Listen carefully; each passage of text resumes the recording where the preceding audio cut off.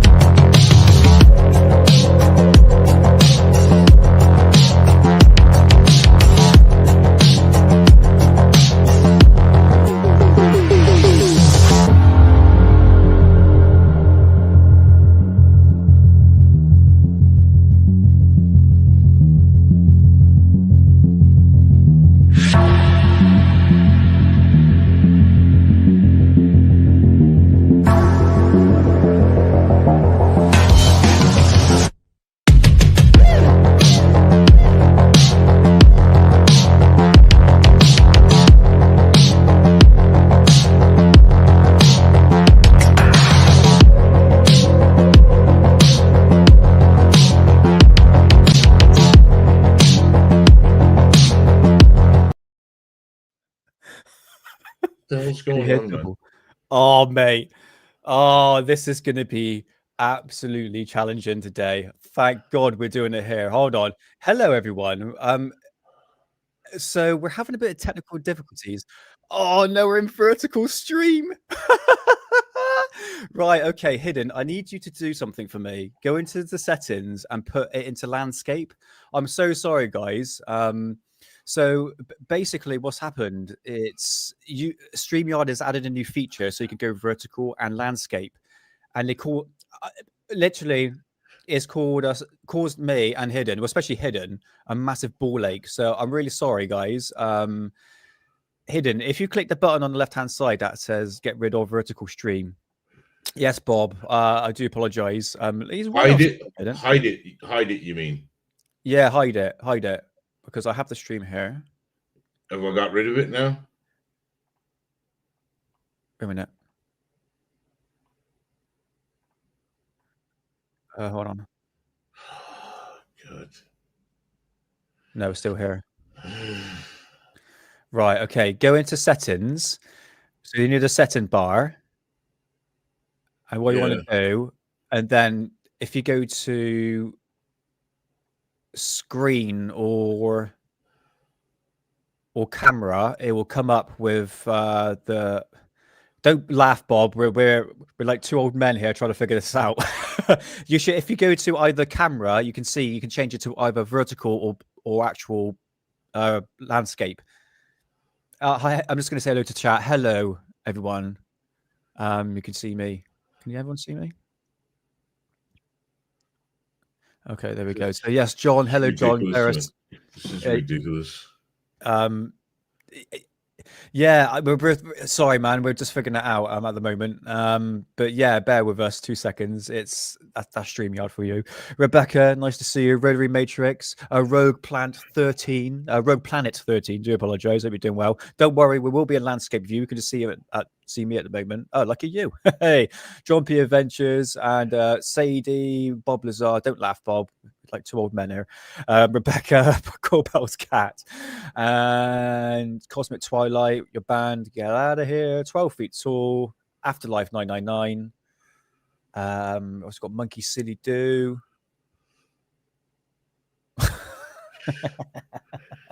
Right. You know settings, you know the setting bar down the bottom? Yeah. Right. If you click on that, go where it says camera, there should be something underneath. Yeah. That says either portrait or landscape. No, I ain't got that. Okay. Is there any other place in the settings? Visual effects. Nope, nothing there. Recording, nothing there. Okay. Layout. Yeah. Try that. Damn you, StreamYard. Oh dear. I'm going to try and figure this one out. Sorry, guys. Yeah. So today we wanted to show you some amazing video footage from the 90s in Mexico, UFO sightings. And I would like to do that if we can actually go. You know what? Let's just do the show, man. Should we just do the show? Yeah. All right. Okay. Because there's no problems with you guys. You guys can see us, yeah? Yeah, they can. Right. You need to look. You have two So, lives. One is widescreen, the other is phone size. oh, right. Okay, right, guys. Oh, fuck me. Sorry for swearing. Let me sort this out. Okay, let me go back. We'll just leave it like that then. It's not interfering you guys, is it? Right, okay, guys. We just figured that out. Thank you for letting us know in chat. I'm going to put the link in right now for the landscape view. It's literally in chat right now. This is the landscape view to look at. So there's two live streams. One is vertical and one is landscape. So we just figured that out. Thank you so much, guys, for let us know on that one. So the link in description for the landscape view is in chat right now. I picked a fine day to give up smoking weed. Oh, mate. Yeah, so we're back on track. Don't worry, we're back on track. Thank you, StreamYard, for letting us know. Or we just didn't really look into the details of No, that. I went in today to set up the show, and I've seen that they did some changes, but I didn't know it was going to be like that. What is the point of putting two streams up? It makes no sense. Sorry, I'm being way I too don't know. much. Maybe if somebody's on their phones, they could say, "Okay, this is phone friendly." It's not going to be phone friendly for you guys because I like to sit up in the corner. So the only way you're going to see me is I got to get somewhere like that. There you go. Hello, thanks for tuning in. Yeah. This is it. Yeah. Okay. So at least we figured that out. So yes, guys. Once again, here is the link for the landscape view of our live stream. So yes, we're back on track. Thank God for that, because we've got a lot of video footage today, which kind of makes sense why we need to see it in landscape view, or to do with Mexican sightings. Right? Oh, we're back on track. Thank God for that. Right. Okay. Never give up. Absolutely. Afterlife 999. Right. So what I want to do today is show a lot of video footage, but specifically, what I want to harken back to what I was talking about on Alien Addict. 2 seconds. So I was talking about spheres that was happening in Mexico, and it kept on mentioning fleets. Remember the fleets you used to see in the sky, like loads of like spherical balls of light, and not balls of light, they look like spherical spheres in the sky. And I wanted to do a live stream on that, but I thought let's do it today on Hidden Underbelly. So we're sort of harkening back to the early 90s and 2000s, where we're sort of going through Mexico. Look at him as our best mate, Heine Musan, right there. But we're going to harken back to the 90s. I'm going to go through basically what we're seeing in the sky back in the day. So this is a bit of a relaxed stream. So pour yourself an adult beverage and 420 whilst we deep dive into Mexico's most strangest UFO sightings. I don't know how long this stream is going to be because well, there's been a number of UFO sightings in Mexico. You're here now. No worries, Chilster. Yeah, we're all cool, man. Don't worry.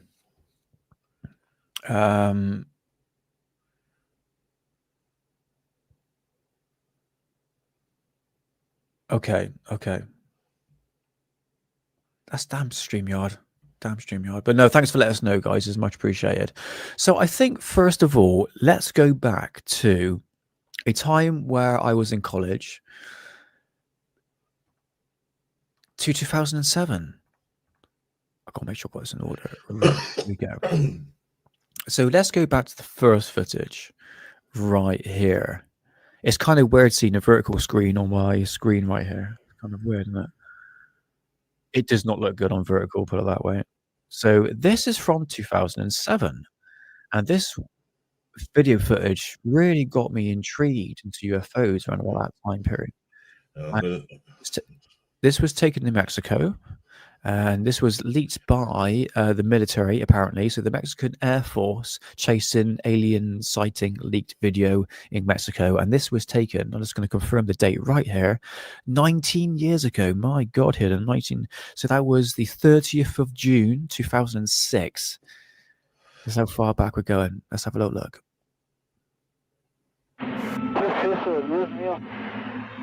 Es un material grabado por pilotos del Escuadrón 501 de la Fuerza Aérea Mexicana. Es el pasado 5 de marzo. En el video se observa un vuelo de reconocimiento para interceptar aeronaves que ingresan al territorio nacional con droga. Los pilotos sobrevolaban el estado de Campeche. De pronto, el radar de la aeronave He's watermarked the video to hell, la isn't he? Fuerza Aérea Mexicana detectó un blanco. Escuche la conversación de los pilotos. Juárez, ¿qué es? Un punto, ahí está. Está exactamente atrás de nosotros. Es correcto, ahora está a las 7 de nuestra posición con 10.5 millas. Lleva rumbo 283 y 334 de velocidad. Un blanco sin forma, únicamente brillaba. No sabíamos qué era lo que estaba ahí, pero sabíamos que había algo. El comandante del vuelo ordenó al operador de la cámara infrarroja que lo Roja. 7 a la misma altura. Hay unas nubes ahí, se debe de estar. Pero, a ver, busquen eso que viene atrás de nosotros. Ve cómo se ve como en 2 fotos. Tiene como a las 7, 8 de la posición. Lo raro es que trae una punta delante. La cámara infrarroja detectó otros objetos que en el radar no aparecieron. Sí, ahí van, 1, 2, 3, 4, 5, 6, 7. ¡Ay, no son 8! ¡Qué barbaridad! Ahí se van a ver bien. Tocayana. 1, 2, 3, 4, 5, 6, 7, 8 en la pantalla. Síguelo, no lo cierres. ¿Están a la misma altura Telles? Afirmativo. Poquito, arriba. 8, 10, 11 contando toda la cola. 2, 4, 6, 8, 10, 11. Ok, no sabemos qué estamos viendo, son unos objetos nada más luminosos que vienen a la misma altura que nosotros, pero no podemos saber qué distancia. No tenía forma alguna de algún objeto que yo haya visto con anterioridad. De acuerdo con los pilotos, los objetos los siguieron por varios minutos. Adelante, en medio y a las 8 de Ahora, pónganse los cinturones de seguridad. Pate. Si pueden checar por la ventana, tenemos uno que va aproximadamente a la 1 y los demás pues siguen a las 9. O sea que los tienen rodeado. Pues no sé. Nunca pudimos identificarlo visualmente, a simple vista nunca. El radar indicó que los objetos realizaron drásticos cambios de rumbo. Las velocidades podían estar, no sé, de 60 nudos, incrementarse a 120. Does anyone understand what they're saying? 300 nudos. Sí, señor. Sí, señor. Es decir, los objetos registraron en cuestión de segundos incrementos de velocidad de 180 hasta 540 kilómetros por hora. El material grabado por los pilotos de la Fuerza Aérea Mexicana fue. Oh, there we go. Okay, fantastic. So yeah, that was that sighting there, which is quite intriguing, really. If you look at it, it's almost like spherical balls of light in the sky. I think this was taken at night, I believe. But yeah, immensely fascinating. Or could they be, as Mick West would say, seagulls? Mick West debunks a lot of things. The clit is one of them, if you want to believe that. But sorry, trying to make it funny. But do you think seagulls are going to shine that bright? Look at that. Look, come on. That's not a seagull. Definitely not a seagull. Oh, God, is he talking about rocket balloon again? For Christ's sake. Seagulls. All right, Project Bluebeam, calm down. Oh, sorry, Project Blue Book. So I always get the two confused. But yeah, that is the first one. So yeah, that's harkening back to, well, 2006. You know, still an oldie, nearly 20 years old when you look at it. I'm just going to go through some footage right here. Okay. Now, you tell me whether or not it's either fake and gay. So here is one of the clearest shots of something in the sky. Now, this is in vertical stream, so you ain't going to see. I'll stop worrying about it. Just go for it. All right, sound brother. Okay, let's have a little look. Must be about 3,000 feet up now, I'd say. Wow, look at that. Nobody's going to believe us except I got it on film, huh?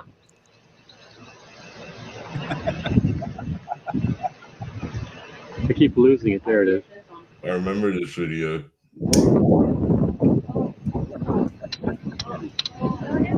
I can't get it.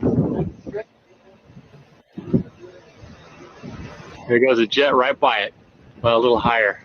There's just a little bit higher. Saucer. I got a better view of it now. That is definitely one of them there rocket balloons. No. Wow. Them there rocket balloons. Oh my god, really? Come on. Okay. Mm. Oh dear. So, oh, hold on, 2 seconds. So there's a jet, and I'm there's not sure, guys. I'm gonna mute it a little bit. So, what do you reckon here? This was taken in Mexico, I think. Hold on. Probably not. I think that's on. Yeah, never mind. Yeah, yeah. I don't think it was Mexico. The guy didn't sound Mexicano, no, for sure. I think it might be New Mexico. Because it's he's I don't know if I still got this footage on my channel. I don't know if I took it down. I think I may have took it down because it disheartened me. But the fact that you're witnessing a balloon. Yeah, indeed. No, you know, my thing is, if you can debunk it, but debunk it with a fact that you can hold up to somebody and say, well, look at this balloon and look at that balloon. Look at this Mylar balloon and look at this Mylar balloon. Do you get me? Like same with that military one with the Batman balloon. Yeah, yeah. I remember that one. You could even make out the Batman. So you can't you can't argue with that, can you? Unless you want to. And if you want to, God bless you. So I mean, when you look at footage like this, my immediate, critical thinking brain goes, right, it's definitely a balloon. So I'm going to try and scour the internet for instance, a UFO balloon, a helium, something like using a party, that's something that floats. And most likely someone can actually track it down because it doesn't sound like it's coming from Mexico. It sounds like it's coming from America when you look at it. So you can look at some like American produce and see if anyone's selling balloons a bit like this. So in one way, you can probably an easier solution to actually debunk it by actually looking for the balloon itself online. But it looks like a balloon, it floats like a balloon. Yeah. I mean, to be honest now, what he's done with that video, he's kind of done it a shame. That's why I don't really think it's still on my channel. Okay. Could be there, but it's going to be way back when. Sure. Yeah. Okay. Because it is actually a good video because he's cropped it. It's actually a good video. You got a good little scenery going on there. Oh yeah. You can tell there's an object there. Yeah, you can definitely tell. Oh no, but it still was a good video. Nevertheless, he shouldn't have done that. Is that a short?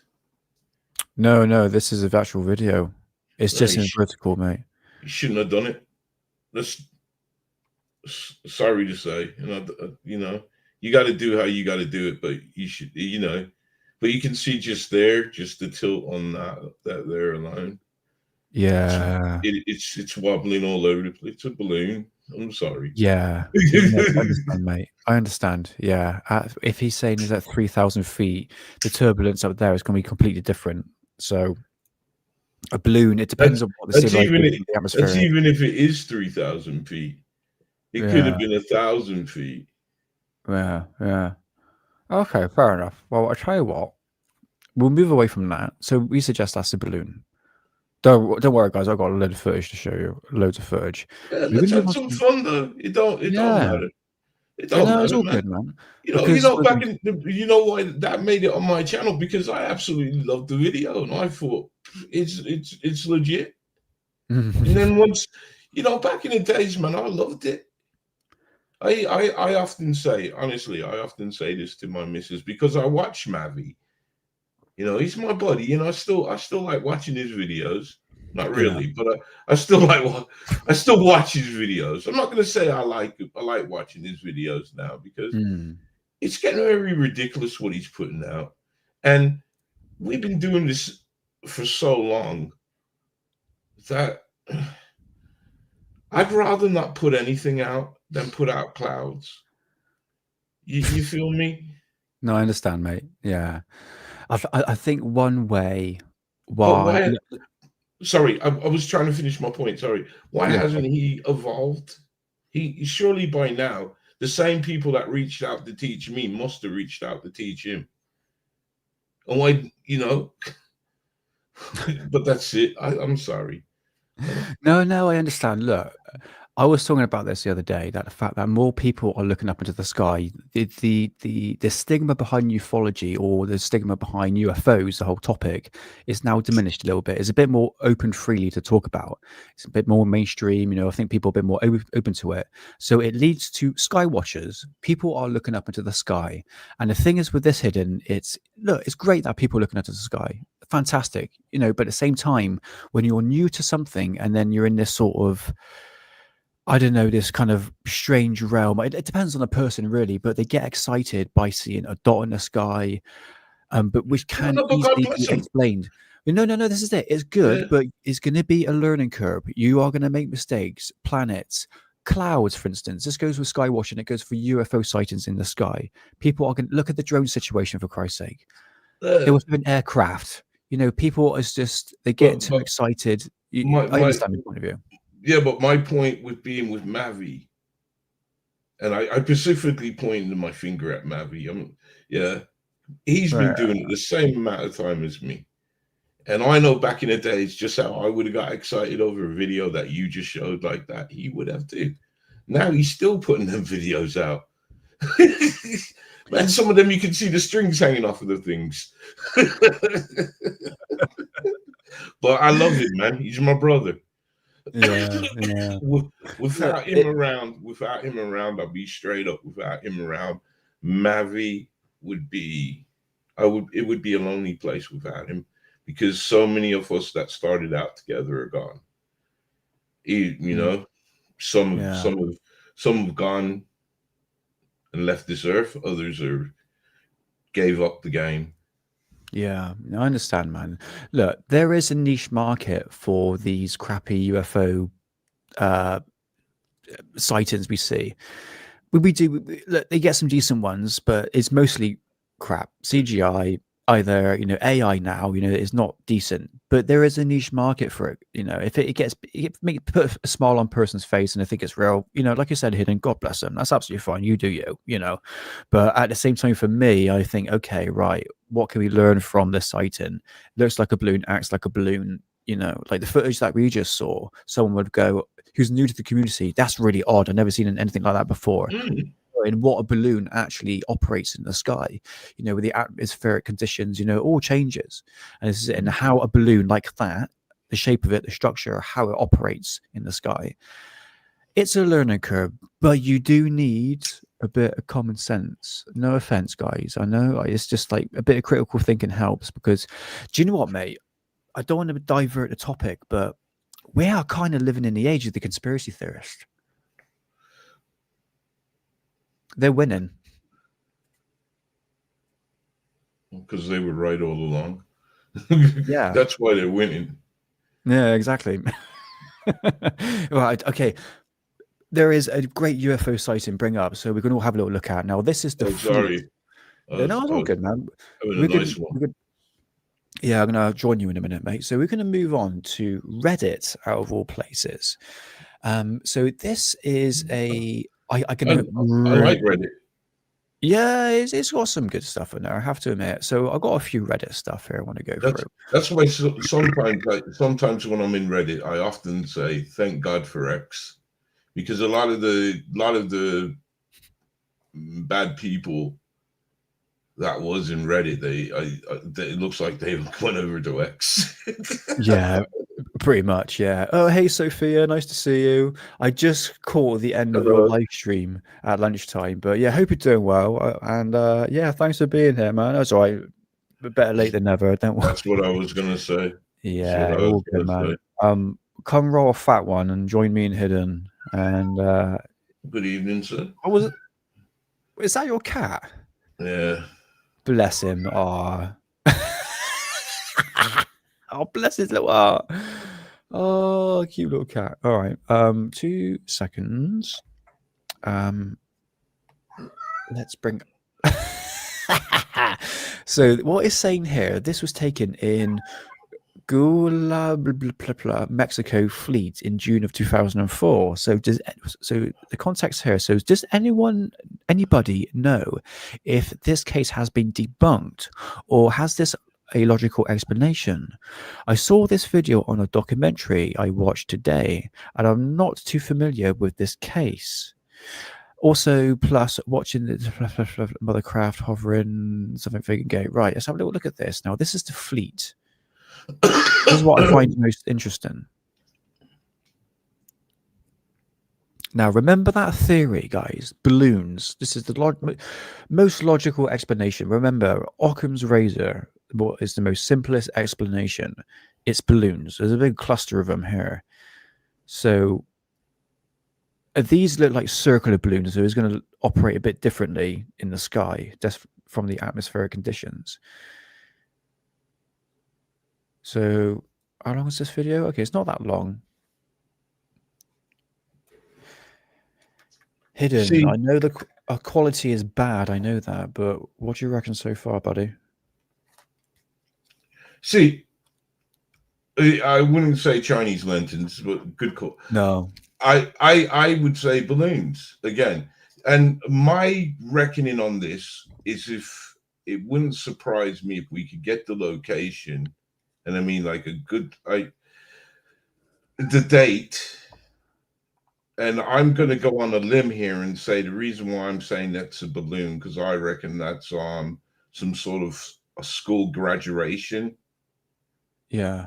Because a few South American countries, and they do this sometimes in America, they release balloons when they graduate. So okay. that's how come you can get such a big cluster.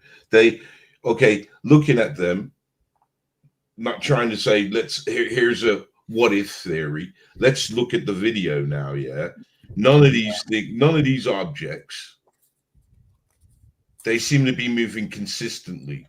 None's going faster than others. There's no different movements that we want to see. They're just drifting. Guess what would do? Just what like would drift in the wind. There's nothing. Yeah. Yeah, look at that. They're definitely not birds. Yeah, definitely not birds. No, because it will be all over the place. For Chinese lanterns, this is way too high. Chinese lanterns doesn't reach over 100 feet. They're very, very short time period. And plus it'll be a glowing red amber underneath due to the lightning source. Yeah, I think I'm with you, mate. I think this looks like balloons to me. Go back one more time, so I'll look, guys. But yeah, you're right. It's moving all in unison. They're not sort of coming in together. You might get some sort of movement because remember, this sort of high altitude, the stabilization in the atmosphere is all over the place. You've got to think the jet stream, turbulence is going to be all over the place. If one would have just shot off. Perfect. Yeah, exactly. Yeah. But we're not seeing that here. It's all in unison. Yeah, that's what you would expect to see a bunch of balloons drifting. Yeah. Yeah. Okay. I'd go Fair for enough. balloons. I'll go for balloons. Yeah. All right. Fair enough. What are you saying? Balloons as well? I'm gonna say balloons on this one. The shadows are wrong. The That thing could is, be. That could be. Sorry. no, because the thing is, it's the quality of the camera. We really are dealing with, early 2000s technology, and it's not going to give. I see a few people in. Sorry. I'm chilling out, man. I'm chilling out. Fake Hello. entrant.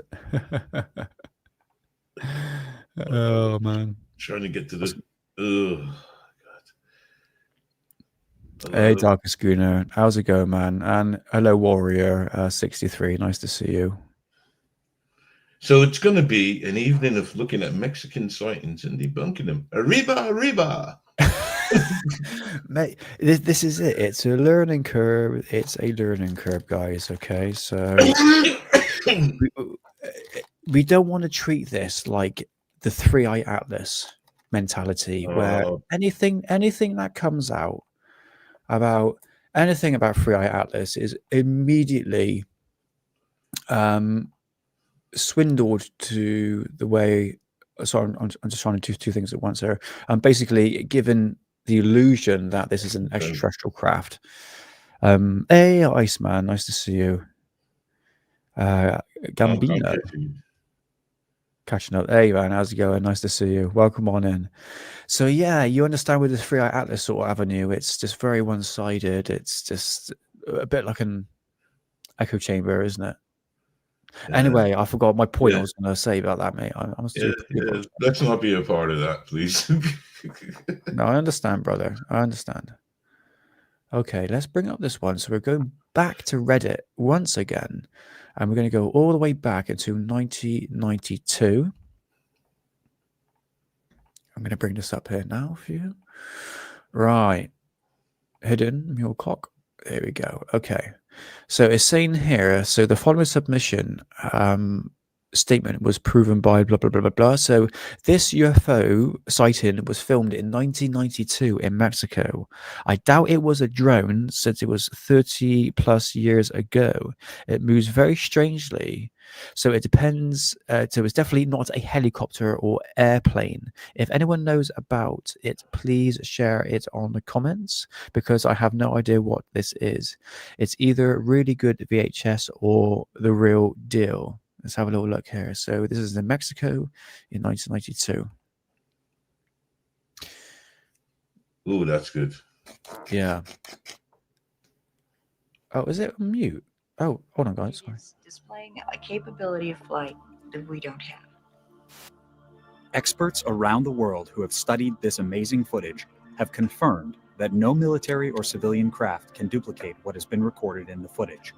The unknown technology being employed seems unique, and it remains strong evidence that beings from beyond are flying ships in our skies. Are these strange craft?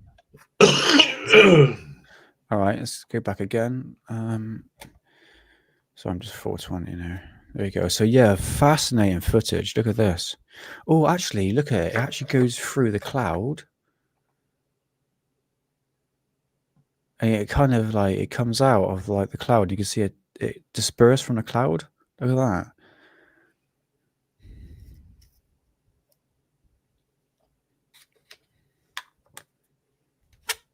Hidden. What do you reckon, Brody? A balloon? You really, it's a rocket balloon. It's a tricky one, isn't it? You know, quality is not that great, but there's something moving in and out. Yeah. Of. I'd like to see second generation copy of this. What do you mean? Well, this is definitely a couple, or close to the original. Copy of the footage.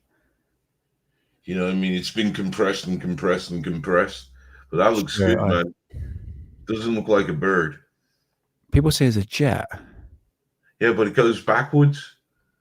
Yeah. And it stops. There we go. You see in the middle there? See, it comes back out. Yeah. See, it stops. Then it comes back out. Yeah, That ain't there no we go. jet. That ain't no jet. That's crazy, isn't it? Thing is, we don't really see anything like that these days. Do you know what I mean? Oh, Rebecca, it was you. What's that? I was looking and saying who said it was a jet. Oh, right. And it turns out it's Rebecca. Oh, bless. Yeah, that's a good one, isn't it? That's a really good one. That's So interesting. that was in Mexico in 1992. So definitely not a balloon. That's for sure. Rocket. Yeah, drone technology back then, mate. Can anything fly that high? What's this? Mexico UFO 1994. So this, can you see this on screen? Oh yeah, you can. So this photograph of a UFO seen in a summer afternoon near Monterrey, Mexico, 1994. The photo was taken by Mr. Jose Martinez with a Kodak 35mm camera. The original image can be seen on display in the restaurant on the outskirts of Monterrey. So that was next. Oh, that's interesting. Look at that. Hidden thoughts.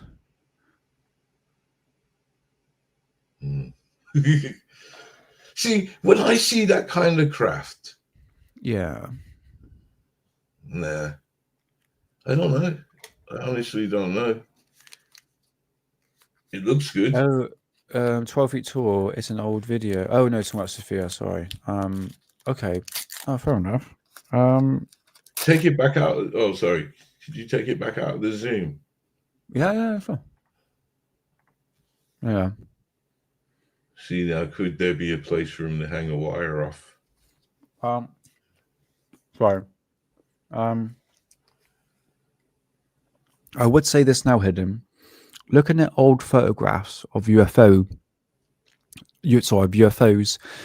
especially crafts like this, they're always in center view.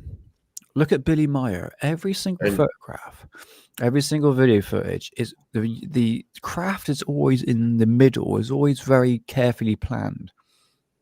1 in a million chance if this was real, to be honest. But again, you are dealing with a lot of fakery. Can you see the string hanging down there?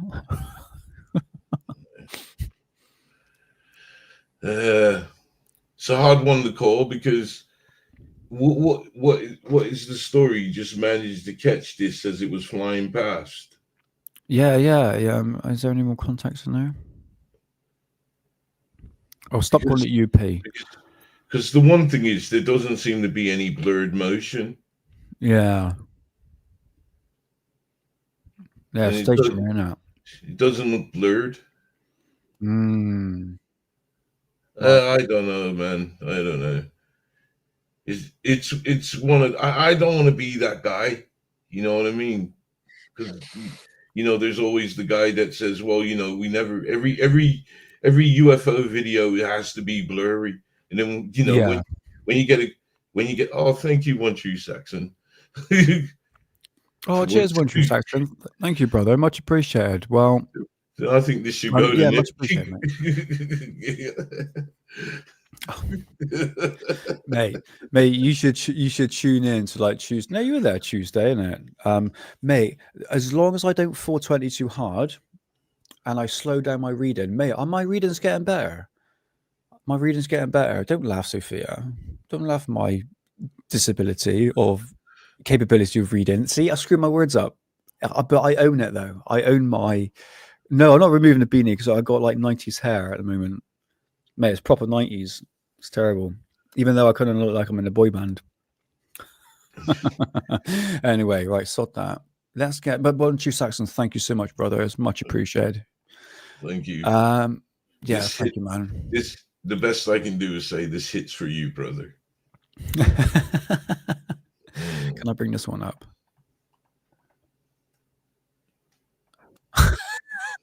Right, here's one for you.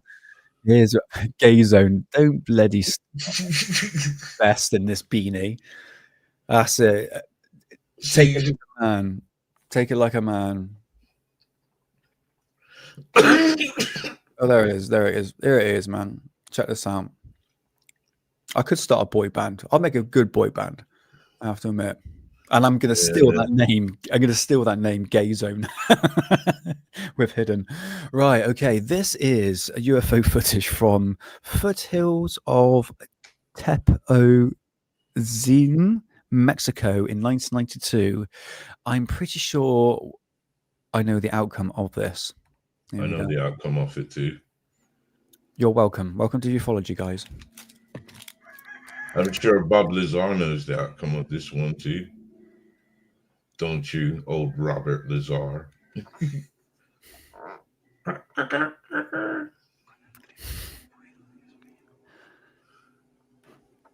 Thank you.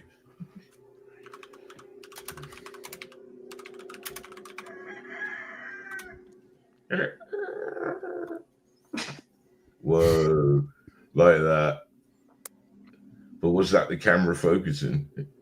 I think that's a camera, mate. That would have been cool if it wasn't.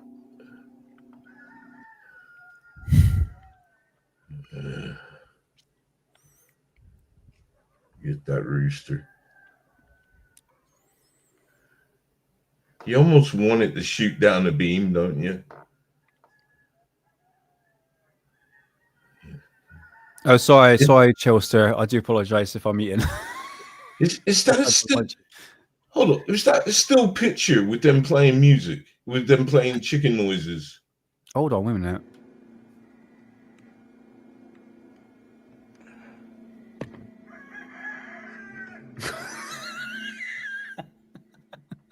Do you know what? I think you're right, mate.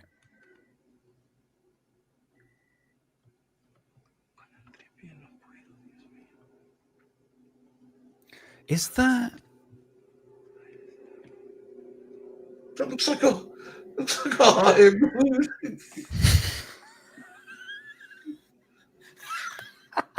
That was the only interesting part there. Hold on, wait a minute. No, wait till it goes on the side.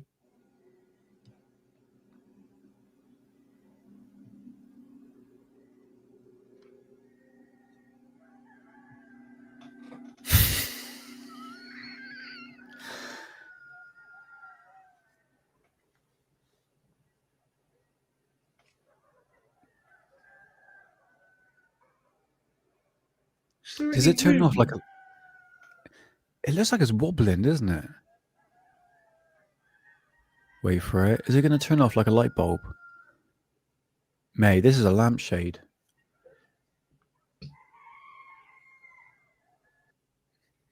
Sweet rapper.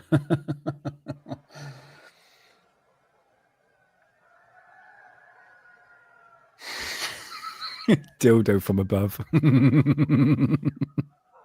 Hold on, this is doing nothing. Oh, here we are. This is a bit of context for you guys. Okay, right. Oh my god. Okay. Verdict. Let's see what happens. I want to see what happens.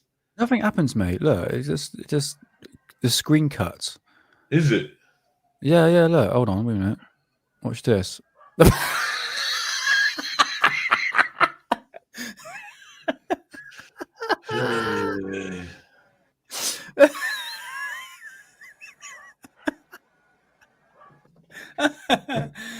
Oh, mate. It blinks like a light bulb. It turns off like a light bulb. I think it's a light bulb. I think everyone's right on that one. Definitely.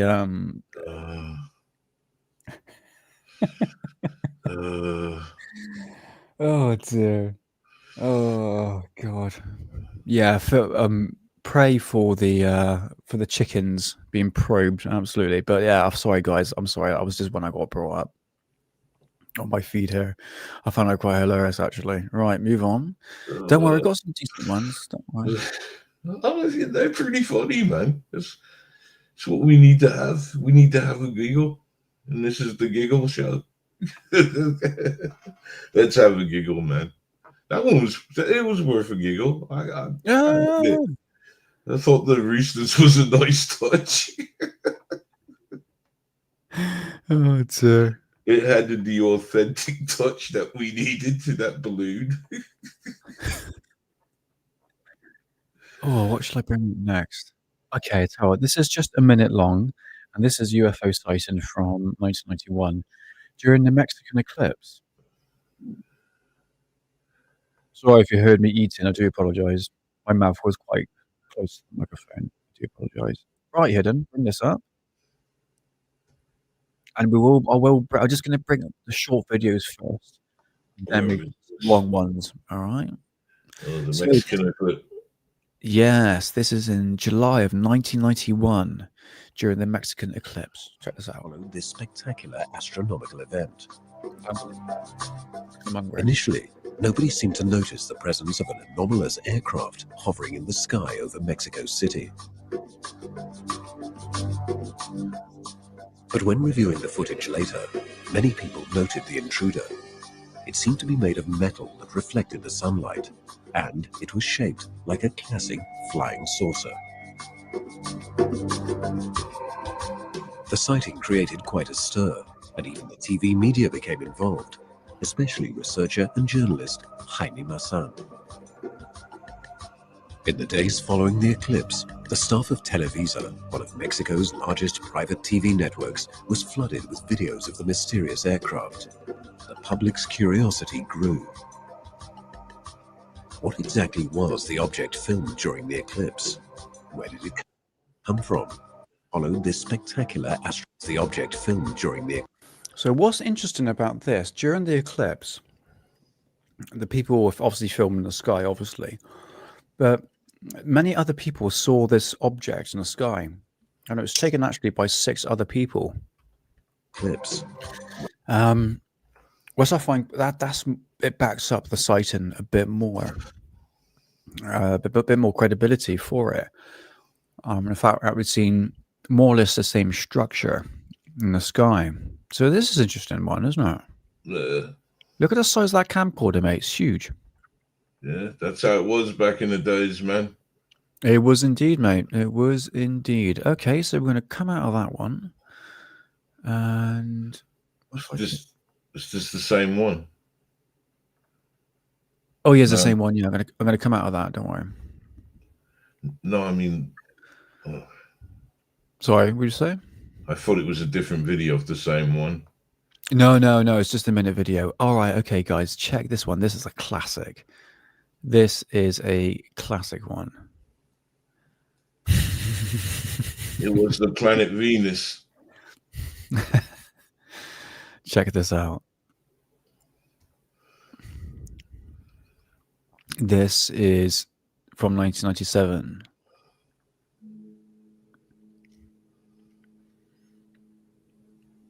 You must be drunk. Go home, alien. You're drunk.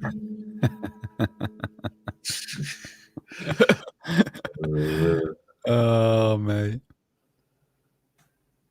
I'm starting to believe these UFO sightings in Mexico might be actually fake.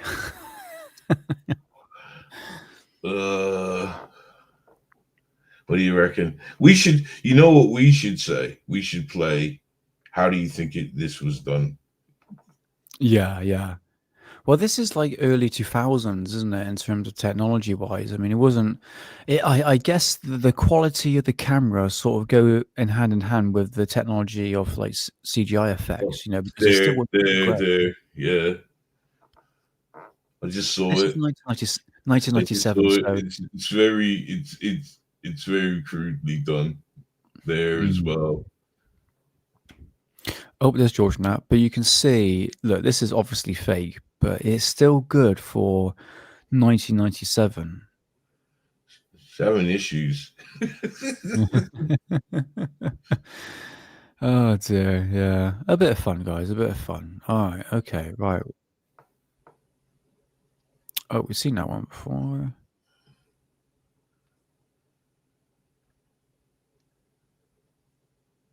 Oh, right, check this one out, Hidden. Now, talking about fleets of UFOs, check this out.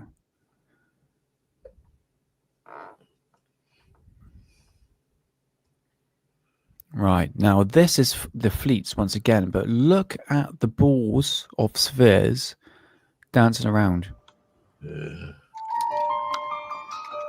High above the Earth, grouped together with no explanation.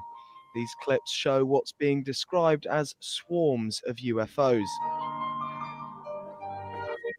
Earlier this year in Seoul, in South Korea, a crowd gathers to stare up beyond the skyscrapers into the sky.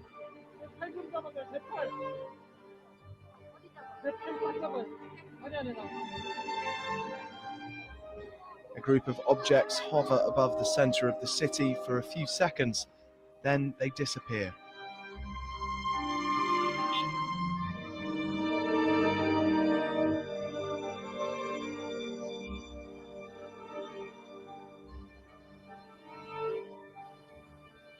In Mexico 3 years earlier, a very similar sight. Clearer this time, the group of white objects are baffling the people below. Mira las esferas. Son un chorro. Aquí arriba. ¿Ya las viste? Qué maravilla, ¿verdad? Zooming in still closer, we find there are even smaller groupings. Yeah, it's weird, isn't it, mate? Over New York City last year, what looks at first like the vapor trails of aeroplanes. Closer inspection reveals there are dozens of apparent objects, seemingly arranged in some sort of formation. I would say that this footage is more or less balloons. Probably tied up in a string. Just before the footage comes to an end, one of the objects appears to come much closer.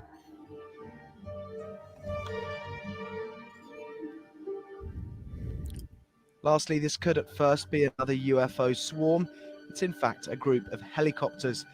But the aircraft enthusiast behind this clip from Russia soon realized that following this group of flying objects was something he couldn't explain. That's good.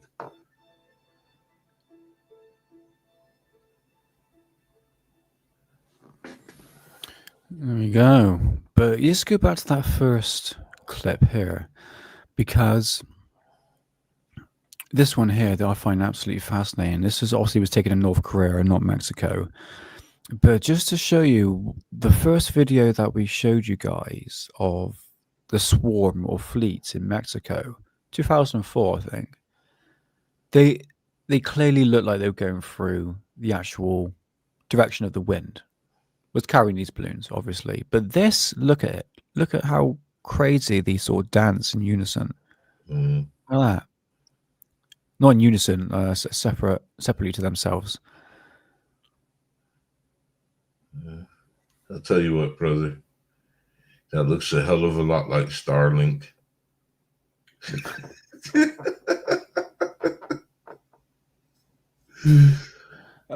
Don't start maybe with that bloody chem stuff. Mate, I don't get triggered anymore. Well, I might do.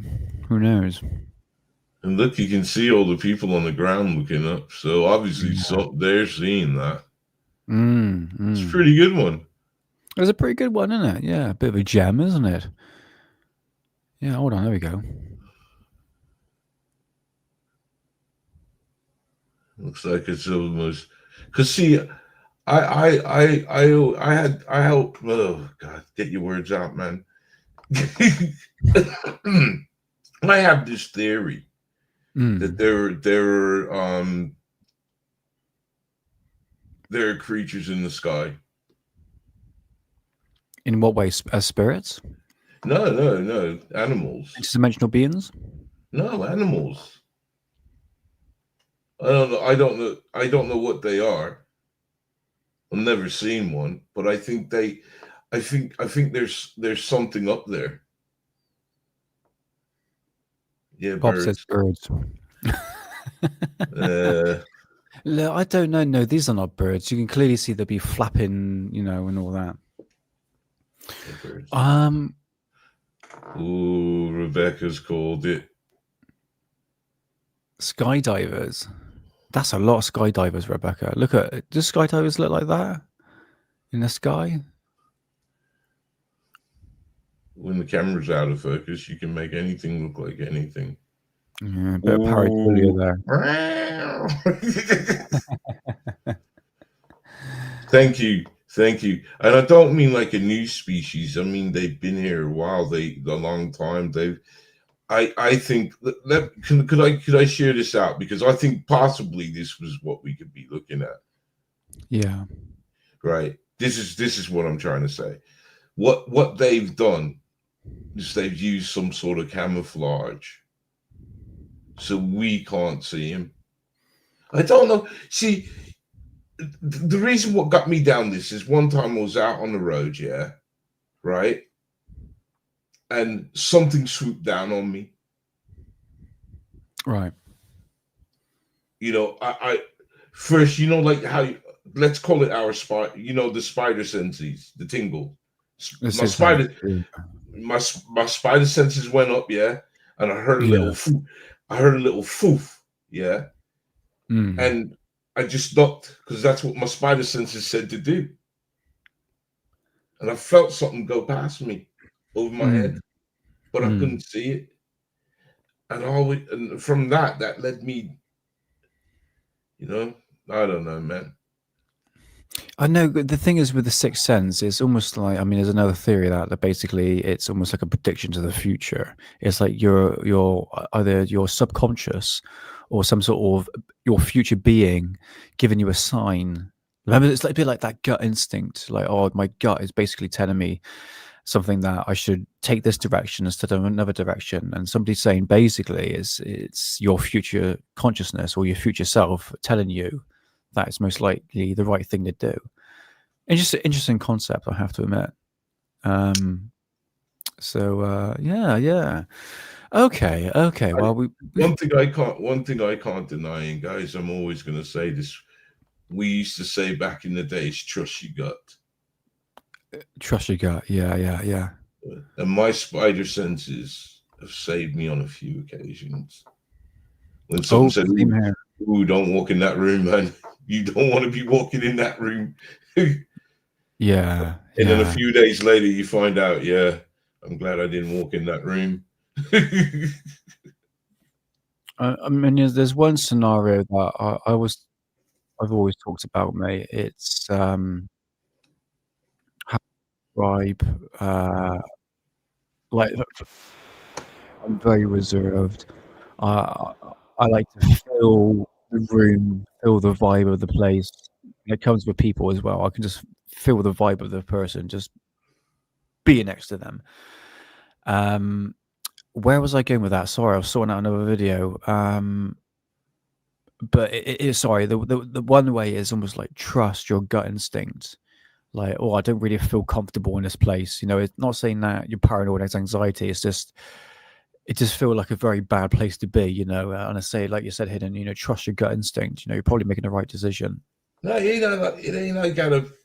It's just weird. It's just weird. Some weird things where I'll give you one example of just how it's not even. I used to have to get to work, yeah. When I used to work at the hotel, I worked in a hotel. When I had to get to work, I had to walk down this it's a cut through the woods. It's under some you got to cross over railroad tracks. There's 9 out of 10 times there's nobody there. It's the motorway bridge is above you. It's a really spooky place. Yeah. And you just get, as soon as you hit that place, I don't know what it is, but there's an instant temperature drop. You can feel it as soon as you walk past the gates, man. It's just really, I know it could be because there's flatlands there or something like that. There could be some logical explanation to that. But other people that have to walk along this path that I got to speak with, they feel the same way. Now, there have been some suicides on the railroad tracks. And I'm not going to get into them kind of things, but there have been some deaths there. Yeah. Now, 3 deaths that I am aware of. So that's where I know that toll is right there. So now let's tell you this now. So I'm walking up to it, and I can see the gate, and all of a sudden my feet just stop, would not let me cross. So I'm thinking, well, I'm not going to fight this feeling. If my body doesn't want me to go in there, I'm not going. So I just had to call work and say, look, man, I'm going to be about half an hour late. So I had to walk all the way around.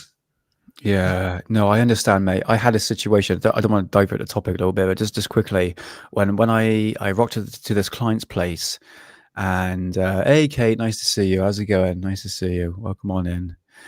So yeah, just quickly, basically, when I went to this client's place to do the garden, and we're in this garage area, and I thought, oh, it's just a bit weird, odd feeling here, and the decorator heard me say that. Hey, Moody, how's it going, man? How's it going?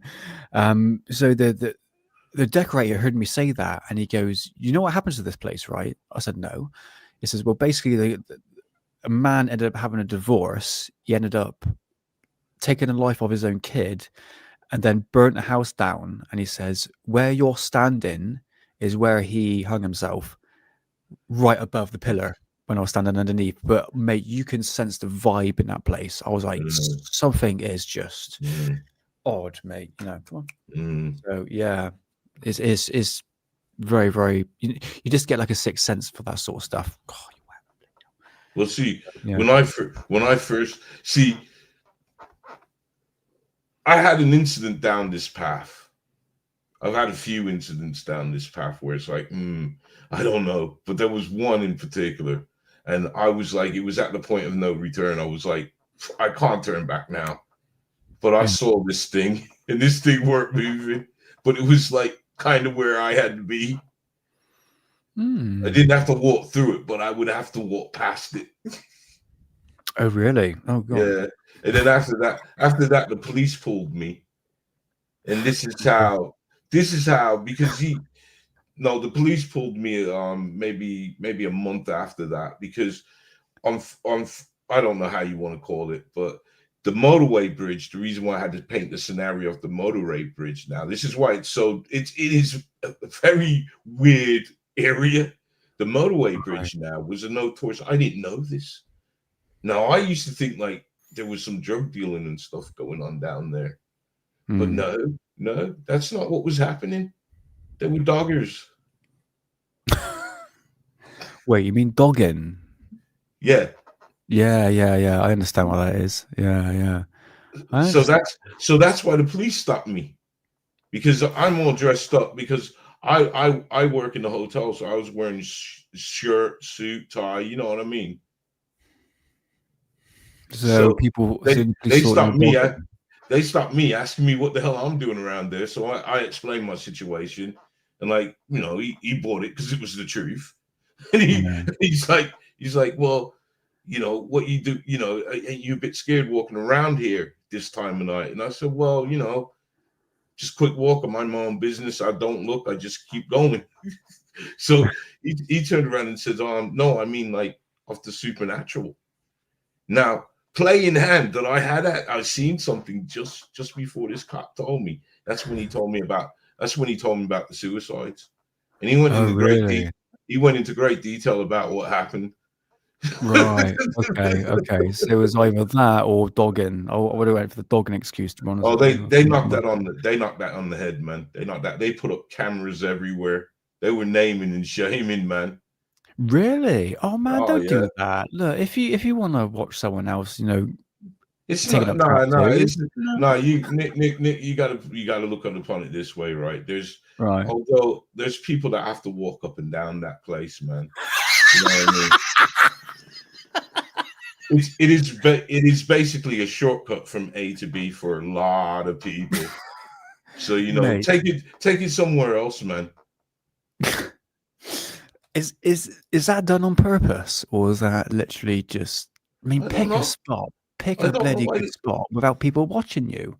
Why do you think public? If it was out of the way, then why do you think the police got involved? Why do you think they went to so much trouble? They put up motion detecting cameras that would take your pictures. So they were taking pictures of license plates Do you get what I'm saying? They were naming and shaming, man. They were naming and shaming these dudes. Oh man, don't do that. Come on, they're probably obviously jealous. I don't care, man. No, you mean jealous? Who cares? You don't need to be seeing that foolishness. Take it somewhere else, man. There are plenty Yeah. other places to go where no one's going to be walking past.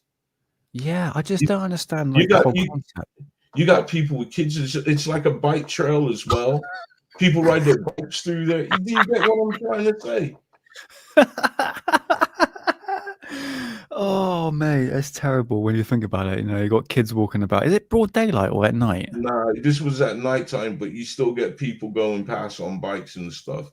That's why it weren't never the people that I would encounter on this trail that I would frighten, because I'd be on that trail for a good 20 minutes.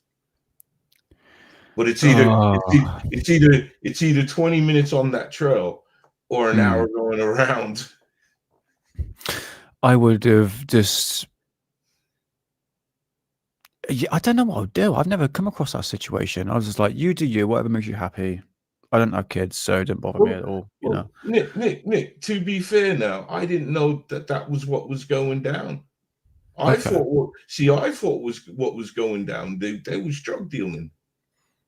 There was always cars parked up there. There was always music playing, and cars would roll up and down, like they'd pull in and then pull out. So I just thought, that looked like just a scenario for drug dealing. Makes sense, doesn't it? So I understand why the police would get involved. No, but the cop had told me they're talking. And then I thought, yeah, that's why the lorries are up here. I see. Because that one I couldn't figure. I couldn't figure was the lorries, Nick. Now I understand a little bit about truck drivers now. Now to be parking down there, it's isolated. It's out of the way. It's out of the way. There's no cameras or nothing there. You got stuff in the back. It's an ideal place to get jacked. Oh yeah, what, kidnapped? You mean? No, get robbed. Oh, robbed. Yeah, and kidnapped as well. I mean, look at it. You know, you're in the middle of nowhere. Listen, mate. You might as well rob the lorry. You're gonna get lifed off for kidnapped. You might as well just rob it. Yeah, you don't even have to go that far, but your cargo is protected. There's no, it's not the right spot. You can pay money to park somewhere that's open. So that never made sense to me. Sometimes I would see two lorries parked up at the same time, and that never made sense to me. Because I thought if they were dropping off the drugs in the lorries, they wouldn't do it out in the open like that. Surely it would be done in some warehouse or somewhere. But obviously they were doing a dirty deed. Yeah. And on that note, get your video up, man. I shouldn't have spoke too much. Oh, that's fine. Don't mind bit dog and talk. It's all good. Right, what else we got here? Sorry about that, man. Oh no, don't have to apologize. It's all good. We're all human. So this is from New Mexico. Oh, I tell you what. Don't worry, New Mexico sightings are good. Okay, cool. Right, well, check this one out. Whilst I find another video. So here we go. I'm just dashing off to the little book. There you go. Ain't it up yet? He said that he was a company in California, south of Los Angeles, someplace, and that he was checking power lines, and his route was. Oh no! Oh, hidden. Do you know the background of this guy? Oh no. Okay, well, we're just shut our eyes and, like MUFON said, forget the past. Because this guy is not exactly PG-13. Ew. Okay, we're just going to click play. South of Los Angeles along the coast. And he said that he sat down yes, Rebecca, I'm his name. A beach, a rocky beach, one time. Where's Hidden gone? Hidden? Cove to eat a sandwich, and a man walked up to it. Hidden? Hidden, can you hear me? Should I say something deeply racist? I won't do that. No, now Hidden is not here, but for the people that don't know, this guy is actually a convicted child molester. South of Los Angeles along the coast. And he said that he sat down on a beach, a rocky beach, one time. It was a cove, to eat a sandwich, and a man walked up to him, came around the big rock and walked up to him on the beach. He was a Should we take the mickey out of Hidden? Or should I say something? No, I won't be that stupid. tall man. He was about 6.5 to 7 feet tall. He was quite a bit taller than Paul. Yes, Drumstick is me talking. And yes. He introduced himself, gave him a name, and which I don't remember. And I think Hidden's gone dogging. I think he's looking for a place to get his rock off. Isn't it, Hidden? You dirty mare. Paul, he asked him where he's from, and he says, not from around here. He said, I come from elsewhere. He said, if you will step this way with me, I'll show you my vehicle. And Paul walked around the rock with him, and there was a disc-shaped craft hovering a couple of feet off the water. And the guy took Paul by the hand and floated him to the ship. And he was introduced to some others inside, and he just remained there a very short time. He marveled at the fact that it wasn't in the water. They told him that they would see him again, and they let him out. He never saw him again in California, but slow clap. a year or so later, he relocated to New Mexico, where he worked for the highway department there, and he was driving a he's back. Survey truck, a pickup truck, and his particular job was to drive the back roads and look for damage to bridges, rural road bridges. And he carried a Polaroid camera to photograph any damage, because it's easier to show the picture than to try to describe it in a lot of words.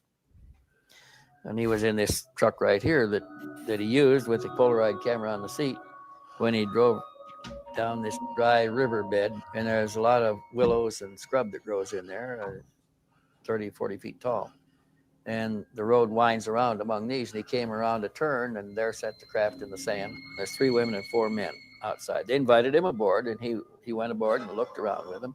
They talked to him aboard there for about 15 minutes, telling him who they were and how they had been watching him for some time, that they had he had a special relationship with them, or they had a special relationship with him, that he had agreed to these relationships sometime much earlier, probably before birth. He didn't understand it that way. And that again, there was a reason why all this next to trees happening to him. I know that, right? It's always the same thing, isn't it? They didn't have any children aboard. He asked them if they had them. They said yes, but not on this craft. That craft came from a larger craft elsewhere in space. They had been coming and going for some time. They said they had other contactees, but they never told him who the other contactees were. They never heard of it. Since they did not encourage him to get any attention over this. They kept a low profile. They did contact him. The thing is like it's a very reoccurring thing with these 1960s photographs, especially these colored photographs of these flying saucers. It's just too good to be true. I know it sounds a bit far-fetched, not just battling all of them, but look, it's on a frequency of maybe 2 to 3 times. Is Bob Lazar still there? These relationships. I think Bob's still here. Earlier, Bob, if you're still there, man, you see that quote there, and that make it into a meme. I'm telling you, there was a reason why all this was happening. You gotta make that into a meme. They didn't have any children aboard. He asked them if they had them. They said yes, but not. Oh man. That craft came from a larger craft elsewhere in space. I wish I wasn't stoned. They had been coming and I'm going leaving for this some up, time. and I'll figure out which show it's going to be in, and I'm going to write that down. Who the other contactees were. If Billy Meyer with one arm can fake UFOs, then anyone can. Encourage him to get any attention over this. They kept a low profile. They did contact him. That's what I'm going to call the I'm going to call the show 3 times a year. And they weren't here all the time. They would come and go. But when they were in the vicinity, they would often. Bob, make a meme out of it, please, man. I'm telling you, it'll go viral. Oh yeah, for sure, for sure.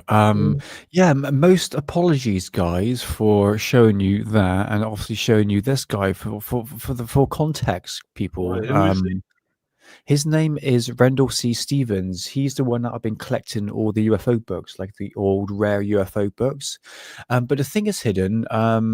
People in chat were saying this guy's not really. He has got a good backtrack record, and I'm like, oh, okay, let me do a bit of digging. And it turned out he was actually convicted, actually in jail. He was actually sentenced to jail for child molestation. That's not good, is it? And it's not good, isn't it? And MUFON came up and said, well, this was after he was released. And this was obviously after he was released from prison. And they said basically that it was all a setup from the CIA to obviously discredit the guy and his UFO cases. When he actually pleaded guilty on 3 counts out of 10, pleaded guilty out of 3 counts of child molestation. See, So there we go. See, I always say, man, that if you're innocent, then never plead guilty. Yeah, but for 3 out of 10, and he had material as well. I'm not going to go into it, but yeah, he doesn't really have a great background. No need. Yeah, I don't need to. No. And it's kind of bad because with situations like that, it kind of mires the good work that they may have done. I understand. Yeah. Make a very good point now, mate. Sorry, guys. I'm just going to find one more video. I've got a few videos here. I just want to find out which one. But I hope everyone's enjoying the show. This is a little bit different to our normal routine of me speaking to a script. Just everything's sort of go a bit different. Everything's a bit different. Right? StreamYard. Always give them a plug, though. Yeah. Let's give StreamYard a good plug. Hurry up, man. This is a really good one. So, remember when? So you burped last. Sorry. Hold on a minute. Hold on. I'm going to bring this up. 2 seconds. So remember the. I can't think of that. I was going to say solar flare. It's not solar flare. The solar eclipse. Sorry, solar eclipse. I managed to find a longer video of all the accounts of all 6 people, which I'm going to bring up now for you guys. So let's do that. No, good, because keep in mind now, my man who was in there, I think he's still in there. He said Goofon, Rich, debunked it and said it was Venus. Really? Oh. Venus was her name, he said. That's a reference that only a few will get, but Nick ain't got that. Do you know about Venus? Venus was her name. No, what's that? Something to do with dogging? No, what is it? Go on, I'm just joking around. It's funny how you know that, though, man. No, you're right. What, dogging? Yeah. How do you know that, mate? I know a lot of things, mate. I know the club scenes. I know what's going on. You know, I'm not exactly PG-13 myself, but anyway. There you go. That's the truth. Bananarama. One of their songs. Venus was her name. Oh no, that's the Bangles, isn't it? No, it's Bananarama. It might be Bananarama. I tell you what, I really fancied the guitarist from the Bangles. I think her name's like Sophie or something like that. Yeah, I just thought I'd throw that one out there. So yeah, let's move on to. Oh, I brought this one up. Yeah, it's there, man. Remember the old saying, hidden: "One night with Venus, a lifetime with Mercury." Yeah. What's that? It's you watch Frankenstein. Wasn't that in Frankenstein? Was it? Because of the syphilis. Oh yeah. Oh, and he was taking mercury. Yeah. Did you like the movie, mate? What did you think of it? It was better than what I expected. It is brilliant, isn't it? Really, really good. Yeah, once again, guys, if you're new to the chat, if you have Netflix, go check out Frankenstein. Definitely recommend it. Or if you don't have Netflix, like we don't, so check it out. Yeah, exactly. Yeah. Sorry, I was miles away then. Why do women come from Venus? I have no idea. Do they come from Venus?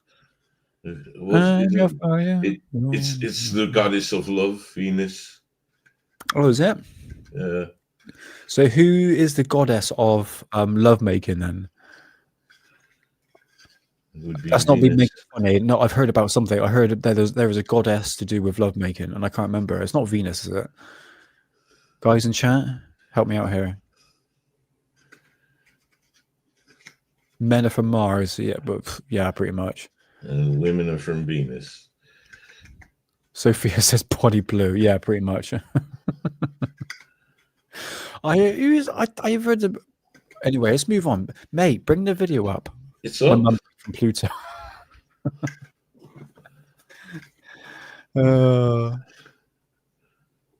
What's it? What's that say? Hermaphrodite. Oh, hermaphrodite. Ah, there we go. There we go. Oh no, I got the thing up. Oh, idiot. Footage taken by Mr. Fuentes, an engineer, is some of the most dramatic ever taken. This is the first hyperjump ever recorded. Again, in slow motion. I can't see anything. As the people of Mexico prepared for what some call the eclipse of the millennium, due to the maximum duration of 6 minutes 45 seconds, one of the longest in history, one thing was certain. This would become the most All right, first of all, don't judge me and Hidden's capability of reading big fancy words. We can't do it, okay? We are two stoners. We don't operate like that. You may have to break it up for us. I know Sophia. I know everyone's having a go at us, but look, we're 420. Recognized and photographed eclipse ever recorded. Unfortunately, many areas were blanketed in clouds, including the world's largest metropolis, Mexico City. Remarkably, minutes before the historical event was to occur, the volatile sky cooperated. The clouds began to dissipate just before the moon began crossing the sun's path. The city prepared for darkness. The time to advance your data science career is now. Oh no, advert. Shortly after 1 p.m., 17 different people, unknown to each other, in different locations, waited with camcorders in hand. Most were astronomy or history buffs, only expecting to capture the total eclipse on videotape. Grant, buddy, you don't have to be here if you don't want to. I am who I am. I'm not going to change that. I don't know if you're saying that in a bad way or fun way. I don't know, but you know, like I said, don't have to be here, brother. Just don't have fun. To the left of the bright object, and slightly above, a star, faint at first, beginning to sparkle in the darkening afternoon sky. In his black and white viewfinder, Mr. Laborde thought he was videotaping. Oh, mate, just get lost. Trust me, man. You don't have to be here, Grant. Okay, buddy. We're just trying to have a bit of fun. Okay, if you get offended by it, that's a you problem, buddy. All right, I don't want to hear it. Okay. 2 stars. Across town, Mr. Laragivel also believed he was recording bright stars. Laura Hernandez saw a glimmer of a bright object as the clouds parted. His name's Grant in chat. I don't think you guys can see it. Yeah, don't worry, let him go. Miguel Angel Torres, in the central part of the city, pans skyward searching for the eclipsing sun and finds instead a shimmering stationary object. His camcorder reads 1:22 p.m. Padre Manuel Ferrer, a Catholic priest in the southern quadrant of the city, focuses on the luminous orb in the darkened sky.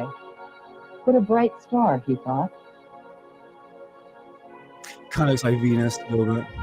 On the outskirts of the city, I'm hoping to see it move. De la Estrella, the mountain Let's of the see stars, that. Come on. Jorge de la Torre took this extraordinary footage of an object suspended over the bustling city. Is it moving? See. In this surreal setting, Antonio Flores taped this segment as the fifth sun proceeds through its final stages before the new sun, the sixth sun, emerges. The time is now 1:24 p.m. The sun is in full eclipse. There we go. Eduardo Mejia notices a glint in the ebony sky and zooms in to frame it.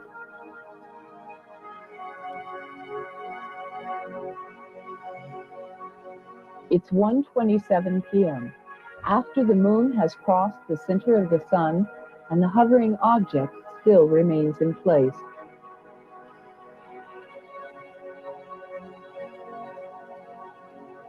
Camped on the rooftop with friends, a TV, and their camcorder, the Aguilar family turns the event into a fiesta. Note that the camera's clock reads 1:04 p.m. in the beginning and 1:25 p.m. at the end. This indicates that the UFO, known in Mexico as an ovni, remains stationed. This, in 1991, was this a solar eclipse throughout the world? Because I remember the last one I saw in England was in 1999. Could you remember that one?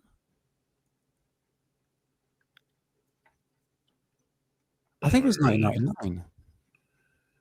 Yeah. Okay, this is 1991. I thought it was around about 1999. Never mind. Over the world's largest city for at least 20 minutes. They are In the different southeast over zone of the the world. city, hundreds gathered in the streets, including the Fuentes family. This footage, taken by Mr. Fuentes, an engineer, is some of the most dramatic ever taken. This is the first hyperjump ever recorded. Again, in slow motion. Oh, now I see it. And once more.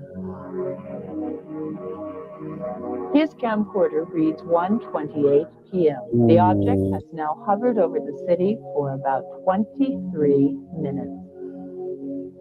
It had been 180 years since the So in the Anahuac last Valley. footage, it moved. Did it look like a bug to you? Hold on. Look. Is it the camera moving or not? And once more. What? Oh, there. His camcorder reads 1:28 p.m. The object has now hovered Bug over jumping the on his city for lens. about 23 minutes. It had been 180 years since the Anahuac Valley had been immersed in the shadow of the moon, and it would be another 270. Did you see that thing that flew past? It's just going to say that. Yeah, hold on. Let's go back a Yeah. bit. If Mavi saw that, he'd put it up as a The Anahuac UFO. Valley had been Hold on a minute. 80 years since the Anahuac Valley. It'd say, what UFOs can't have wings? Had been immersed in the shadow of the moon, and it would be another 270 years Stop before it, a total Mavi. eclipse would again blanket this valley in darkness. As the ancient Maya accurately predicted, a new age of cosmic awareness was at hand for the people of Mexico, who were now captivated by the unidentifieds in the skies over their city. All right, Mike. Mike. Oh my God, Mike. Take care, buddy. See you soon. Mike, oh, Mike. 2007. You could be owed There compensation you are, after a brother. major Mike Knapp. Sorry, Ministry- mate. Good night, brother. Yeah, have a good one, man. Sorry, I'm just fixing up a smoke. Here we go. An executive with Televisa, Mexico's largest television network, Guillermo Araguin, was the first to step forward. He explained that his location on the roof afforded an excellent view of the dramatic incident. Optical enhancement of the object he takes depicts a metal disc-shaped craft. Blurry It mix is suspended in the air, and it seems to be floating, perhaps rotating on its own axis. Oh yeah, what did Rich from Goofon say about this? What did he say? He debunked it. What was the scenario? He said it was Venus. I don't know if he said he debunked this one. Venus? No, that's not Venus. No, not that one. The other one. Oh, 13 right. minutos para que sea absolutamente oscuro. En estos ¿Cómo se ve el sol ahorita? Ahorita se ve apenas una pequeña corona. We're not setting up a video. We just bring a big ass clock so you know what time it is. Members of the Breton family gathered in Puebla, an industrial center 132 kilometers southeast Got some of Mexico witnesses City. because we ain't staging this. They planned carefully for this historical moment. Sunshades were readied, telescopes calibrated, and the clock positioned.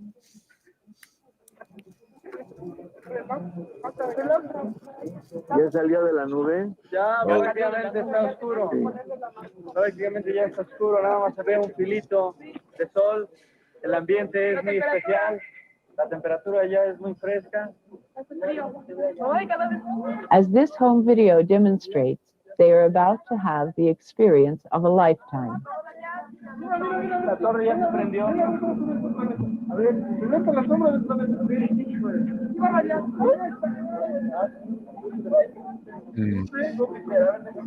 Estamos viendo solo.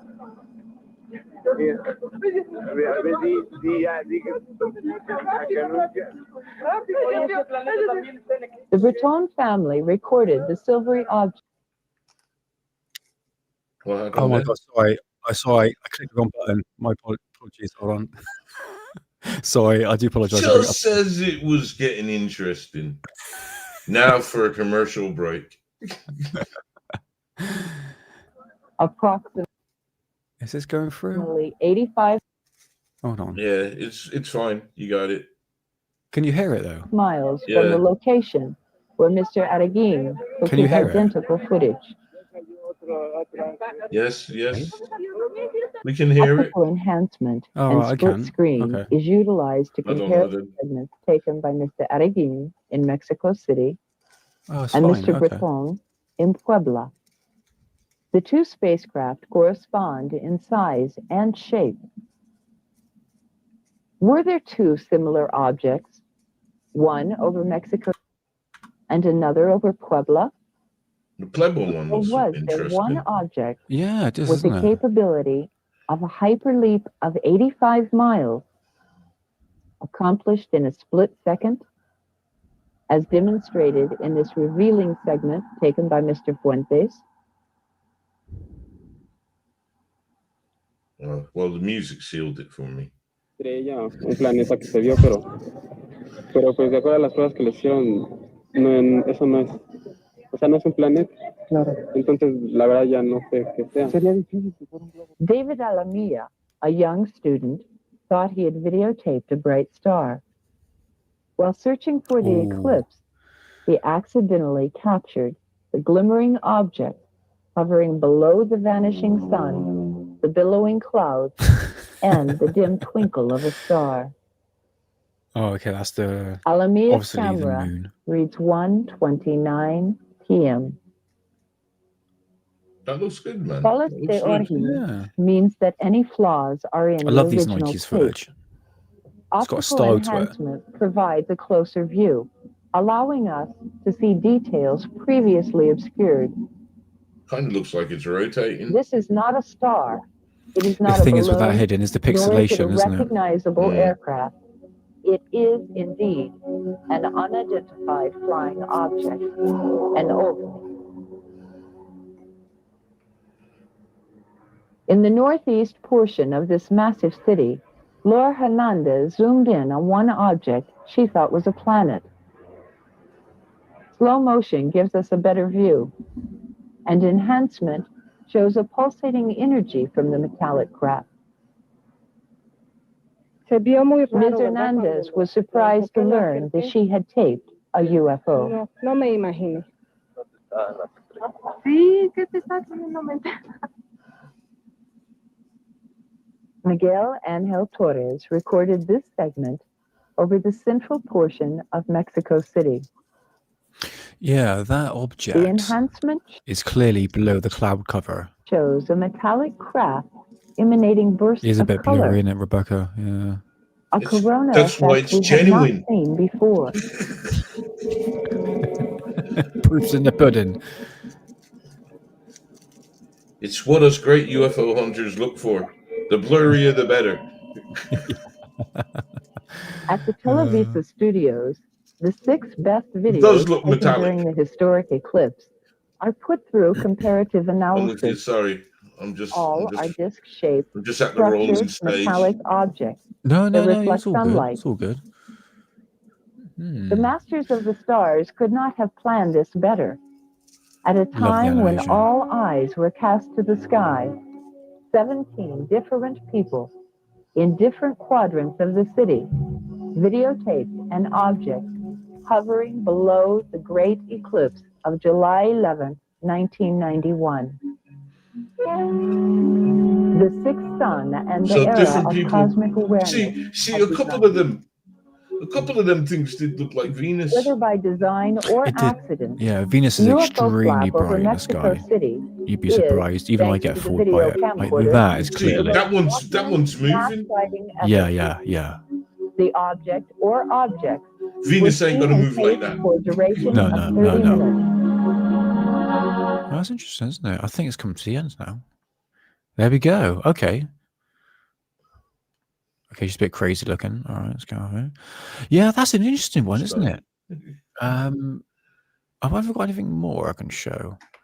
I think I do. Let's have a look. But these UFO sightings, there are some crazy ones. There was one of them, like, it looked like a mothership. And eventually, all these small little UFOs, little orbs coming out of the actual craft itself.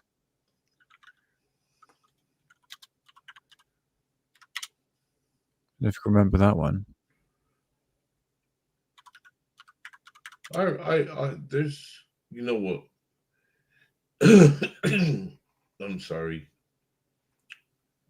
Let me take an inhale, because over the years, I have got some exciting videos that I've got from over South America.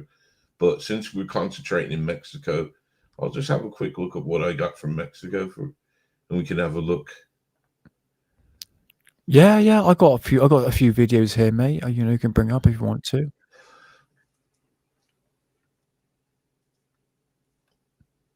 Yeah, but go ahead, brother. Sorry, I'm just sorting out the videos here at the moment.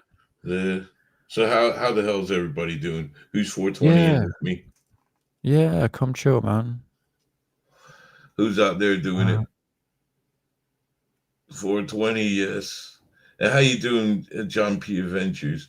I did a video for a song John did. Oh yeah, he played on a live show, wasn't it? If I remember rightly. Yeah, I did the video it's awesome. for it. Oh, did you? So, oh, awesome, sweet. I might post it up somewhere. Awesome. Well, looking forward to hearing it. Yeah. Oh, I tell you, I'm gonna save that. Okay, cool. All right. So, Hidden, what do you want to do? Do you want me to bring up? It's funny. I gotta say it. What do you want me to do? Can you read that for me? Yeah, I'm doing fine. 4-7. What's that sorry, say? 6-7. 6-7.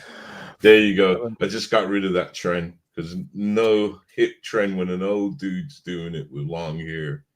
That means it's done. So come on, let's do it again. 6-7. No, it's 6-7.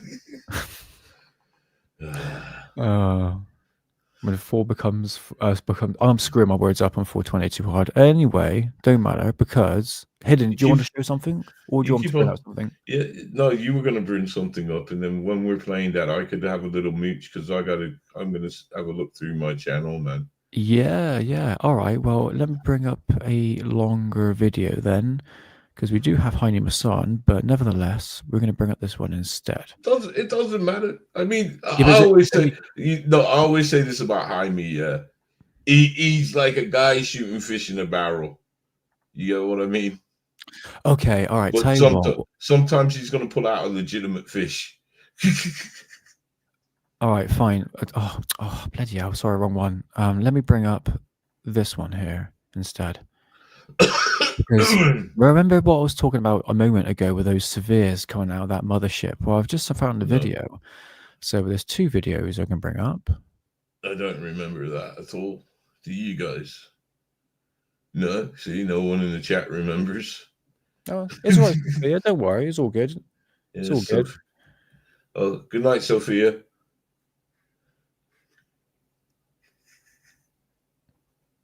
Oh, I'm going to stop playing. Don't worry, man. Just chill out, man. Just chill out. Relax. All good. We know you're there in spirit. Ooh, there I am at the top of the search bar.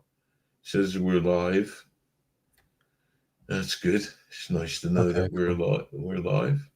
We're actually there. Okay, let's do this. So this is the UFO releasing spheres in the skies over Mexico, May of 22nd of 2009. We have a second witness with a video camera recording the same event in the other side.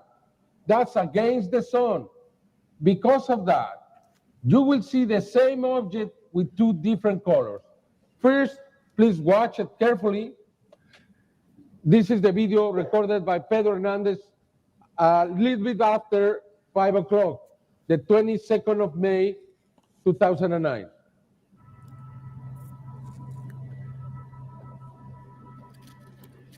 Look in the center how the big UFO is spinning and at the same time releasing 2 rolls on each, of spheres.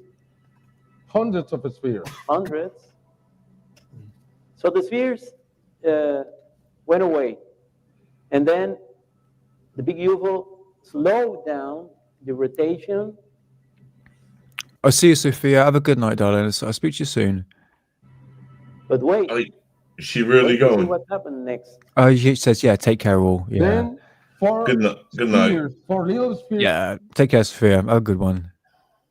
Come around and go around the object, like recognizing the mother, and going now away. And they come back and they create what we call split. Probably this is a very important video because for the first time, we now know how these spheres come. The reason why Sophia's going is because she saw Jaime Maussan and she's like, do you know what? I'm done. This is the second video. By Alfredo Carrillo. This is the one. Check this out. Releasing so many. Yeah. You see, it's in the opposite direction, and now they look black. But it's exactly the same. We have been able to see every detail, and you can see how they look intelligent. They're not just going away, they're in a line. The object now is speeding up and slowing down. This is a comparison of both videos. Do you like it? I like it. Well, this is something, let me tell you, huh? I like it. One of a kind. And even now, look, you cannot almost see it, but the spheres, the little black spheres are around as the other ones are here. That's what I'm saying.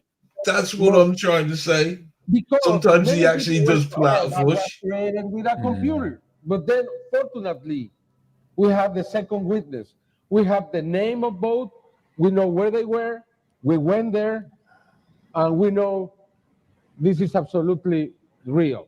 We gave him a few slaps. Traders, this is Fabian. He kept losing. Oh, yeah, that's a fascinating one, isn't it? That's an intriguing one. Slaps, man, and he gave us the stuff right up. Oh, mate. Bring this one up, man. This is swamp gas. Jeez. This is, but I have to admit, with Heine, back in the day, I used to enjoy Heine Maussan's like lectures and video footage. He was on fire, man. He was on fire back in the day, yeah. Not so much now. That's what I'm trying to say, man. That's what I'm trying to say. He's probably an old man, and he's like, he's focused on other things.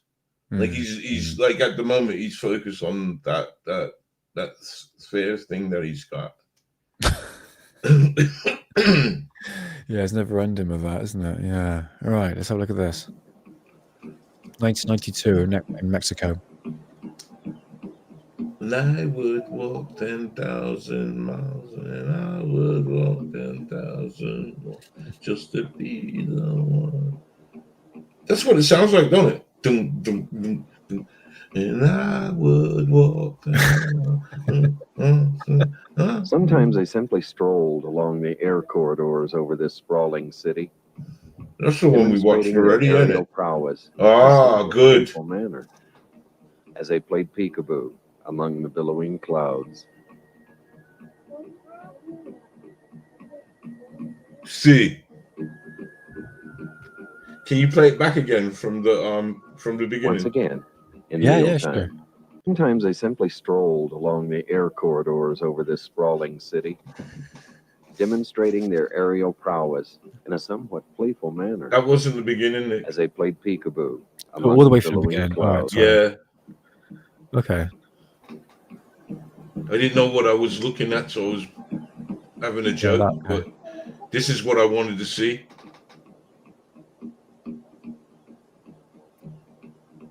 Heavily saturated.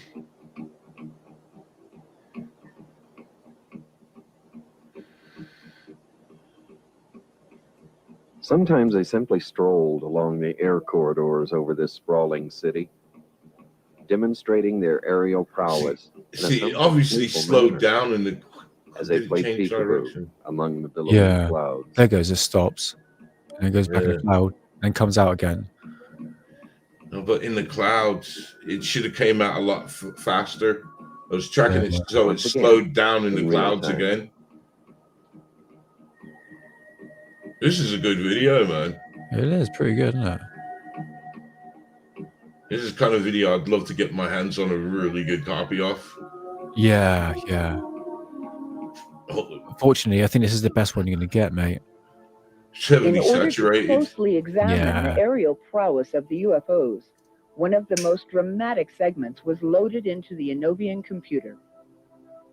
He comes across the screen, he just abruptly stops and backs up and zips into the cloud, backs out of it, goes in again, peeks out, and goes out. Again, it's the motion is not recognizable as that of an aircraft or a helicopter. During this computer examination, another remarkable discovery was revealed. I mean, yeah, right there. Go back there, right there. What is that? There? Yeah. I don't know. I haven't really looked at that before. Let's zoom in on it and see. Oh, yeah. Oh, boy. Another sure blurry looks like dot. a hockey puck kind of shape, doesn't it? Mm-hmm. I think you've just found a second object in this picture. Let's go back to the original shot. Okay. Now move the cursor down from that object we just examined. Let's go to the other object underneath it. See that right Down there? Yeah, let's see what we can find out about it. Something there. So we may have a third object. Yes, you may. Yes, you may. Not only was the craft demonstrating flight capabilities unknown to modern physics, but there was more than one object in this footage, and it dematerialized within a fraction of a second. Everybody's been watching him play peekaboo in and out of the cloud, and nobody really paid much attention to down here. And that is definitely another object right there where the cursor is. Look how bright he is. What is on that frame? There, that frame there. Then go one more frame, one more frame, one more frame, one more frame. Look at that. You change brightness. Yeah, the sort of it's a situation with like PS1 games, Moody. It's like the square or triangle boobs that Lara Croft used to have. You know, as soon as you start zooming in, it gets even more pixelated. Level, then it dumps right off in one frame. One 60th of a second, that sucker changes intensity. Mm-hmm. And that would be fade out. What would begin as a normal single sighting would soon develop into an extraordinary series of events. The cameraman and his friend are stunned. Words cannot describe what they are seeing and recording. It is unlike anything seen before. A transparent container with circular objects stacked inside. Hi, Grindhouse. Welcome on in. Happy Wednesday. Hope you're doing well. And yeah, nice to see you. A flashing object appears below the container. This draws the cameraman's attention.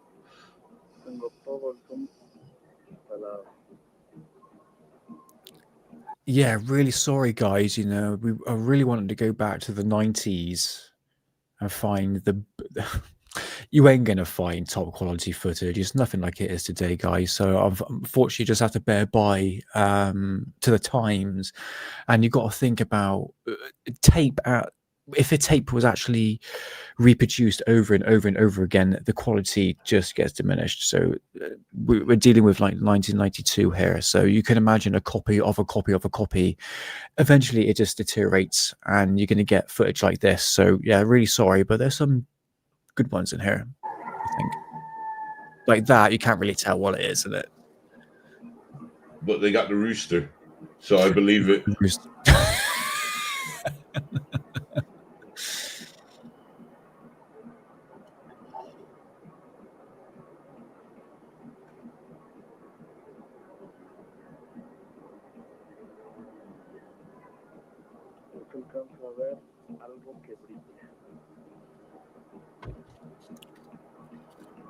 Do you know what? I'm going to skip ahead on this one because you can't really tell what Simple. it is. I only pay $10 a go month for away, my Anne. internet connection. Fast, unlimited, anywhere. Have you heard about Ryoko Pro? The No. hollow grinding sound is that of his tripod.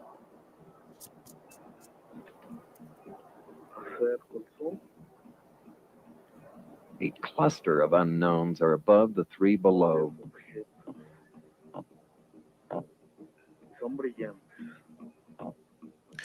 Oh, Moody, did you work with EIDOS when Laura Croft had Laura Croft still had square boobs? What a time to be alive, Moody. Oh, fair play, man.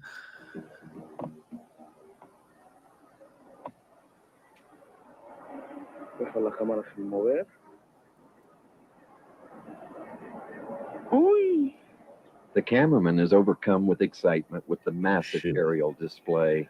And he should be. For the first time ever, a camcorder has recorded daylight footage of an armada of unidentified flying objects over a major metropolis. Or as Moody calls them, balloons. Nick, IDOS. Okay. Got it. Thank you, Moody. Note, the two objects above the AM reading on the screen will merge and reappear as three. 12 feet tall. Also note the gravitational interaction they display with each other. Ah, okay, Moody. Right, I see. There appeared to be 17 to 23 of these objects in the same image. We grabbed a single frame as he tilted the camera up. We stopped with 1, 2, 3, 4, 5 prominently visible in the picture. If we go in and zoom on this one here in the middle, we see our hockey puck shape. We get a little more information up here. This object had more than 4 scan lines on the original camera. We can see at least 1, 2, 3, 4, 5, 6, 7, 8, maybe 9 and 10 up here. Let's just take this area Wait, here hold on and a take the minute. color information out. Hold on a minute. 3, 4. We get a little more information up here. This object had more than 4 scan lines on the original camera. We can see at least 1, 2, 3. So is he clearly looking at the pixels, separating the pixels? Yeah. Yeah, I'm sorry, mate. Not buying. I'm just going to skip ahead on that one, Robert. Hold on. Floating up in the sky, then the direction of mine, There we go. and do a side-to-side motion, and the others don't move at all. So if this one is Yeah, you're right. 12 feet tall. He's doing the a person I'm not going to mention. You know, the guy who goes a bit funny about the pixels don't match up. Sort of having a bit like that sort of situation here. You know, counting pixels don't count. floating up, and this guy starts moving horizontally and then stops, it kind of dispels the balloon theory. Wait, which one stopped? I didn't see any stop. I didn't see any stop. Yeah. At all. So if this one is floating up and this guy starts moving horizontally and then stops, it kind of dispels the balloon theory. Nope. Didn't see anything behaving that way.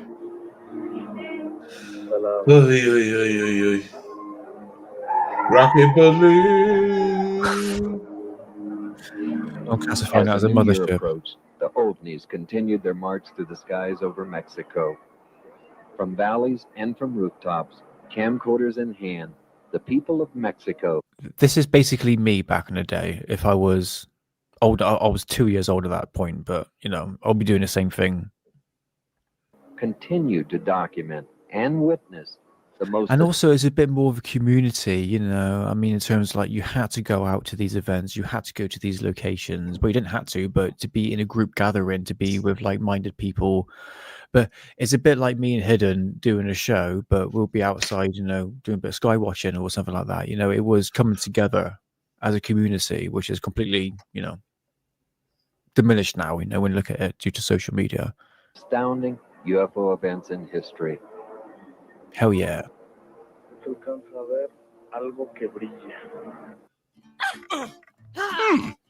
God, sorry. The intensity of the OVNI activity over Atlisco had prompted the first UFO-related press conference to be held by an elected official in Mexico. When asked what the Mexican government's position on UFOs was, he replied, "Neither the government nor the military feel threatened by the unknowns. We don't know what they are, but they do exist, and like everyone else, we are curious." See? So were the OVNIs. They seemed to be strangely fascinated by the transmission towers, as depicted in this footage taken by Mr. Del Calejo from atop his apartment building overlooking the sprawl of Mexico City. H. David Froning, an aerospace consultant, speculates about the object's attraction to the transmission towers. We, in our own planetary explorations, are extremely interested in any energy patterns emitted from places or things. We might assume that other explorers could be interested in even the simple Hertzian waves that our radio transmitters emit. In this respect, getting closer would be better, because signal strength is much greater closer in things such as amplitude and frequency modulations and beam patterns can be measured much more accurately in the so-called near field of antenna feed. It's a shame. Thus, we might speculate that someone somewhere is adding to their database of electromagnetic signatures from various emitters on planet Earth. His attention focused on the object darting around the radio tower. Mr. Del Calejo continued to record as a commercial airliner approached. Then, as if guided by an intelligence that recognized the close proximity of the oncoming airliner,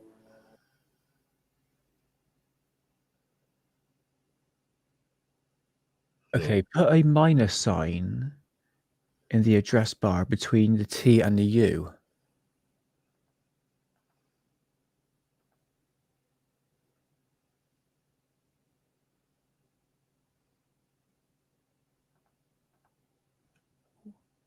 Minus sign. Where's a minus sign? Is that one? That's not a minus sign. That one there, isn't it? Is that a minus? What's a minus look like?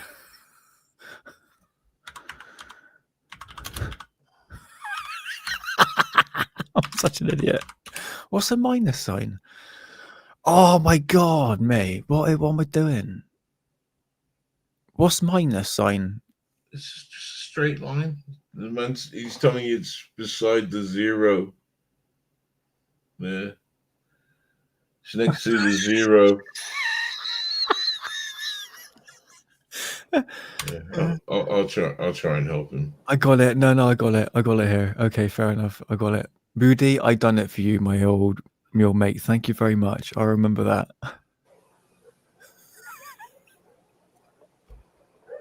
This could be a bus stop. This unknown was unlike anything seen before. A unique ring of lights positioned around an invisible hull. You need one of those things. Oh. The Mexicans were becoming accustomed to seeing strange objects over their city. Like I don't this believe unusual this. craft that was videotaped I by didn't Arturo believe. Diaz I didn't believe Solano. the last one because they had no rooster in it. Yeah. Hold on, let's go back a bit. Hold on. That's a plane. Don't let the engine noise put you off.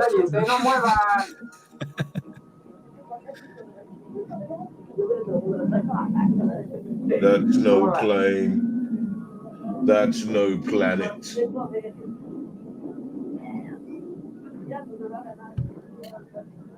I said it wrong. The quote is, "That's no moon."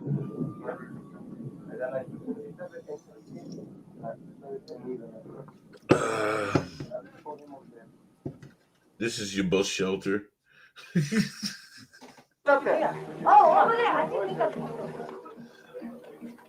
That's no plane. Yes.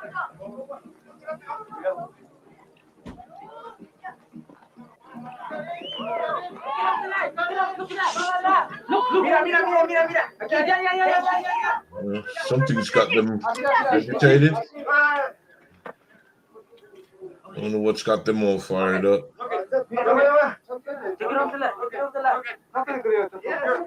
They must have heard about the great savings at Walmart on their Black Friday sale, so they're rushing off early to get there.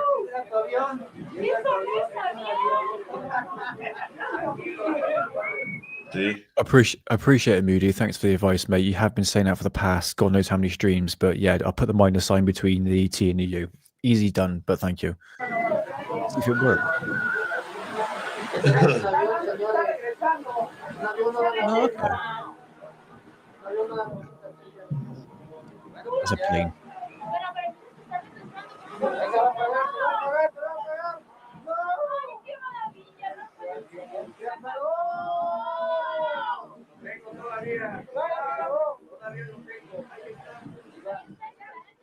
That looks good. That does. That looks like a triangle. The nightly aerial displays moved to the northwest over the world's largest metropolis, Mexico City. Zoom out a bit, man. I'm getting a feeling that this is time-lapsed, that last footage. Attract the attention of a father Possibility, yeah. who enter the night to investigate. So look. Oh no, I don't think it is, mate. Spotting a silent, stationary aircraft above the street lights, they position their camcorder and zoom towards it. Bus station. So degraded, though. It looks like the top of a building. Yes, isn't it? This unknown was unlike anything seen before. A unique ring of lights positioned around an invisible hull. See, it's the flashing lights that are getting me at the back. Unless somebody's standing in a bit like they're on the payphone to their friend saying, "Yeah, stop flashing your lights now." To seeing strange objects over their city, like this unusual craft that was videotaped by Arturo Diaz Solano at 10 a.m. in May of 1992. Utilizing split screen, the two segments were placed side by side for comparative analysis. Were these video recordings of the same ship, or were they two similar objects operating over the same territory? With each new video came more questions and answers. The unknowns had once again captured the attention of Mexico's population and media by reinforcing their presence over Mexico City in June No, that's of interesting. 1992. Afternoon sightings were being recorded by camcorder clocks on a regular basis. Mate, that's like, if that was uploaded now, everyone would be going, oh, it's the boogosphere. The boogosphere is back. Do you understand how trends go and how history repeats itself in ufology? We've seen the same thing, guys. Boogosphere.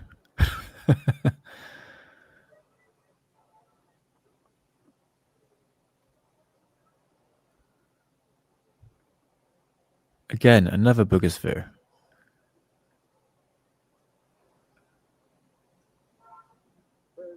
At times, their flight characteristics defied common logic and modern physics.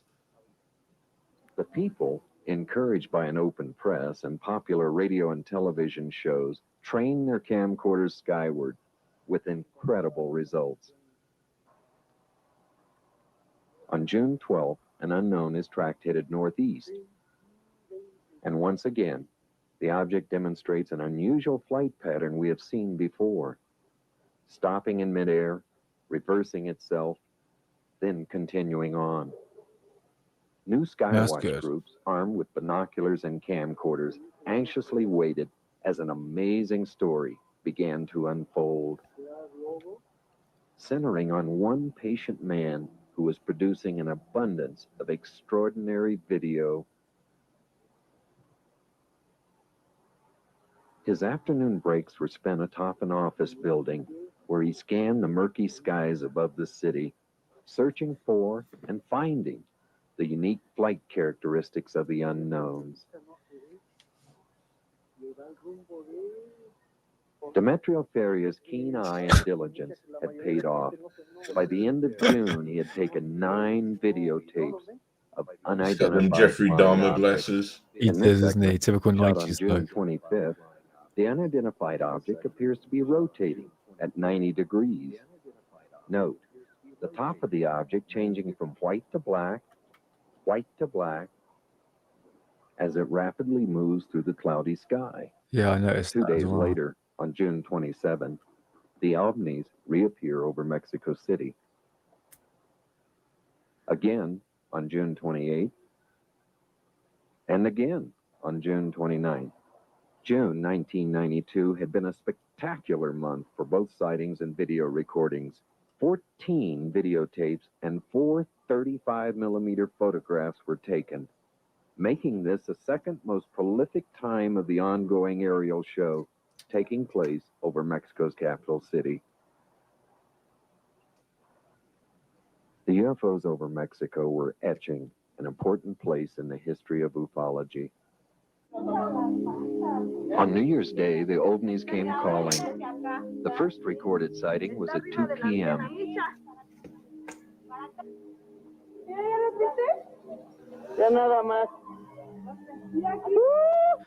Have you noticed something? No. There's been no ads. You can thank The Moody for suspense that. builds as 2 more ovnis are clocked over the city at 3:51 p.m. and 5:21 p.m. By now, the city was ablaze with excitement. People stopped in the streets to observe the aerial displays. Traffic backed up on Avenida Reforma, the major thoroughfare, as people abandoned their vehicles to watch the unknowns hovering over their city. That's a good one. Even the police were mesmerized. Entire families were drawn into the unfolding drama. Some registered disbelief, others awe. It's like, that's my supply just got busted. The unknowns were still visible. They had now been over Mexico City for 4 hours. The Wow. following day, major newspapers carried detailed articles. The photographs were riveting. That's a good one, man. There was also photographs of the ovnis.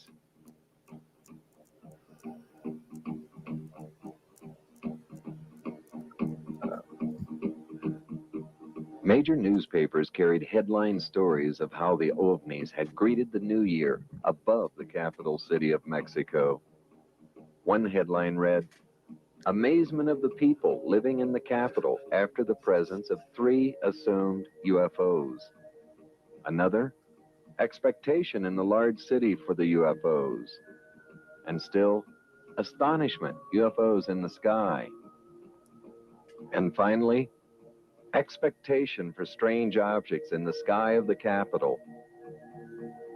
On one New Year's Day, Mexico had lost their age of innocence.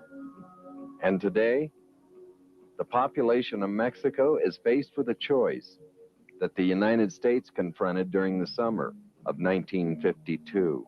In July of that year, 14 unidentified flying objects The made White House low-level passes flyer. over the Capitol in Washington, D.C.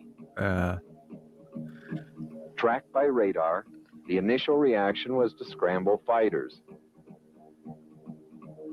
But when the Air Force jets entered the same sector as the unknowns, they just the unknowns would disappeared. vanish from the radar screens. Then they would reappear later. And this went on in a bizarre game of hide and seek. The following day, the White House and Pentagon were flooded with phone calls. Major newspapers headlined the story on the front page. And under the insistent demands from the nation's press and accumulating pressure from the public, the Chief of Staff set up a press conference at the Pentagon. Air Force interest in this problem has been due to our feeling of an obligation to identify and analyze to the best of our ability anything in the air that may have the possibility of threat or menace to the United States. In pursuit of this obligation, since 1947, we have received and analyzed between 1,000 and 2,000 reports that have come to us from all kinds of sources. Of Oh, this was that great debunked mass of by reports, we have been seagulls? able Birds. adequately to explain the great bulk of them. Oh, hi Explain Sonia, them nice to to our see own you. satisfaction. Hope you're doing We've been well. able to explain them as Sorry. hoaxes, as erroneously identified I was friendly chilling aircraft, out watching this, man. as meteorological or How's it going? electronic Nice to see phenomena, you. or as light aberrations. However, there have been a certain percentage of this volume of reports that have been made by credible observers of relatively incredible things. I mean, some say, Rotary, that War of the Worlds broadcast was a test to see how the public would react to a alien invasion. Just a It is thought. this group of observations that we now are Nice to see attempting you, to Sonia. resolve. We have, as of date, come to only one firm conclusion with respect to this remaining percentage, and that is that it does not contain any pattern of purpose or of consistency that we can relate with any conceivable threat to the United States.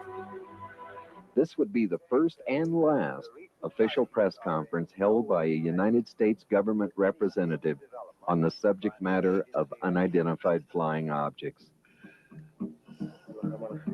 Like Washington, D.C. in 1952, the airspace above the capital of Mexico and the surrounding areas have been inundated by unidentified aircraft.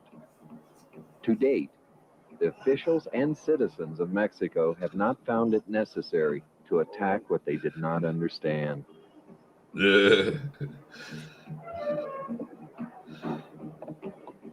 No, it's And we nice. can only hope that in the future, It's nice that they will throw that continue bit to in. demonstrate the courage that is necessary to have an open mind. That's right. It is indeed to have an open mind. So there we go, guys. That's all I've got for videos. I thought there were some long ones, but we saved some fake ones for the for the beginning, which they were clearly fake. But the one that we just saw, that 20-minute video, was, after me, it was pretty good. There's some good stuff in there. Bear in mind, this is the 90s here. We're dealing with quality that's not great. It's all to do with film, and like I said, once you do a copy of a copy of a copy, it's all going to degrade. Oh, that's Roger Saxon, man. No, thanks for being here, man. And yeah, it's all good, man. It's all good. No problem at all. If you got to go, you got to go. And yeah, I'm starting to feel a bit sleepy myself. But anyway, but yeah, it was some really interesting UFO sightings we've seen in that documentary. One thing I noticed is I tend to believe that there's always been a lot of activity around there.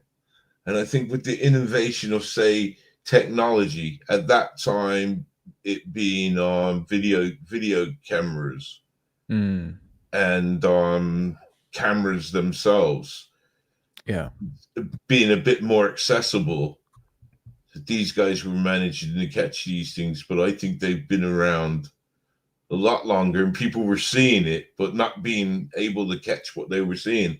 I mean, some of them, yeah, we can say, but I mean, there was some incredible footage in there. My favorite one was the cloud one. Yeah, absolutely. I'm not buying what the guy was trying to point out in other ones, and I think sometimes let's focus on the main object we got. kind of like the last video on my channel that I posted.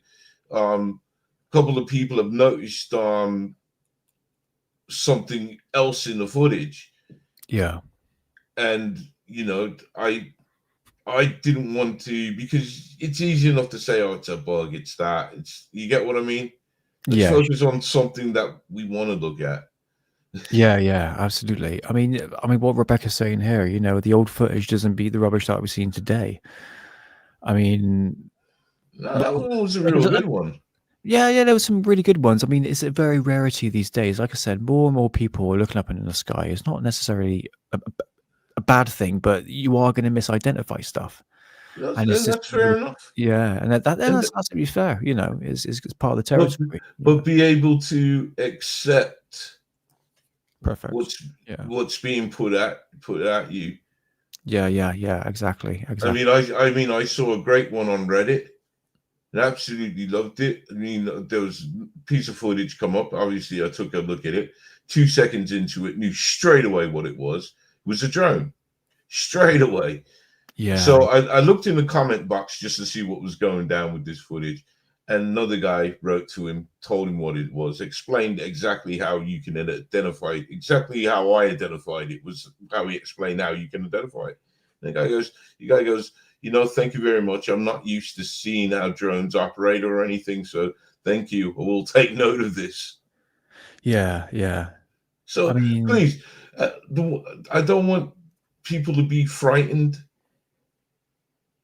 of being ridiculed because you might have caught something that can be identified. Just film it. Just film it, and if you agree with what's being said and it's giving you good proof, not. The one thing to always look for with debunkers, if they all can't agree on what it is, but they'll say it's probably that, but if they all can't agree on it, then it's safe to say it ain't been debunked. Yeah. The thing is with debunkers, and even with skeptics as well, I mean, skeptics, debunkers, more or less the same thing, but the debunker is out there just not to believe in anything. Is there to anything that's deemed as conspiracy theory, or just take a UFO sighting. It's a bug. It's a, like rods, for instance, is to do with the shutter speed and with a bug going across the lens, they're there to debunk the actual sighting itself as something natural, which there could be a mundane explanation for it, for sure. But I remain open-minded. I just don't want nobody to be discouraged, because it's like what you said before. What we have seen now, some people are just coming in new into the game, and so we can learn as well, learn from each other. Yeah, and yeah. and that's it. I mean, I'd rather you film something, put it up there, and I mean, unfortunately, at the moment, there's a lot of dots in the skies that ain't doing nothing. That these are the videos I'm seeing. So The Crid Plus, the I'm sorry, Cristo ones. but Yeah. check out, man. Because did you see the video I posted on X about the robot? Yeah, I've seen that. Yeah. I can't play it over here because the theme tune, but man, that had me in stitches, man. Had me in stitches. And I knew it was onto a winner because my missus looked over to me. She said, "What are you laughing at? What are you finding so funny?" And I said, "Oh, you got to check out this robot that the Russians have put out." But it's a theme tune. They playing a Rocky theme tune to it. Yeah. I've seen that. Crazy footage, isn't it? No, but that's the actual people that showed the robot. Oh yeah. Sure. That's what makes it so. Do you get what I'm trying to say? Nobody put that music over it. That was what was at the show. The robot just drops, man. Crazy. Going back to what Monkey Silly Do's comment on here. Any chance you might have any time to make an investigation into the Europe-wide drone sighting? Hidden thoughts on your theories on the drones? I have two theories. The one that I hope it is that it's just a bunch of good old boys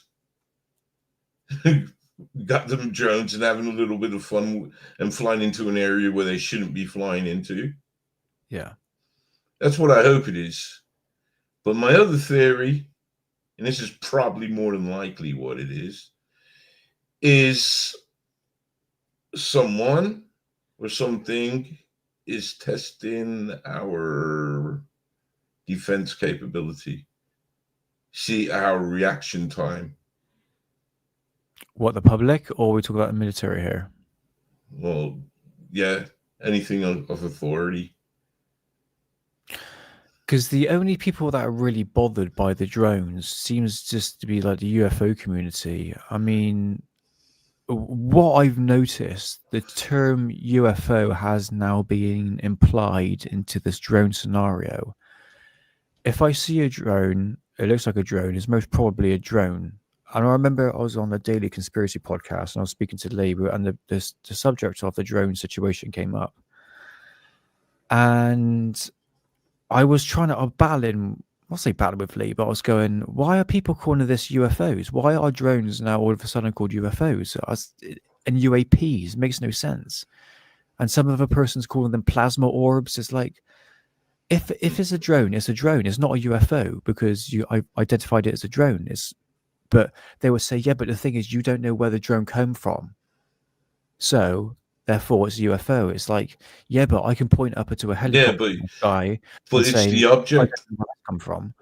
It's the object that's unidentified, and you can identify the object. So it's an IUP or whatever they want to call it. Is identified object. Yeah. It's more. I see. This is the thing. Why argue? I would be more concerned, and that's the point. Is where it's coming from. More don't speculate. Be 100%. Where is it coming from? But you might find out that it's scenario A. That it's just a bunch of good old boys. I mean, things can be coordinated now, and it's happening in Europe. You can coordinate. I would more think to check out the airspace. That's my opinion, because there's a lot of stuff going on politically. Yeah, for sure. I mean, the explanation at the fact that, the most mundane explanation is that the fact that this is probably just military testing some sort of equipment, whether or not it's actually surveilling data. Some speculate it could be Russia, it could be China. Some speculate it could be plasma orbs. It's all over the place. I don't understand. If it is foreign, why don't they shoot them down? Why don't they just shoot these things down? Makes no sense. Who knows? Maybe they can't. I don't know. I think it's just more or less like the military involved with this.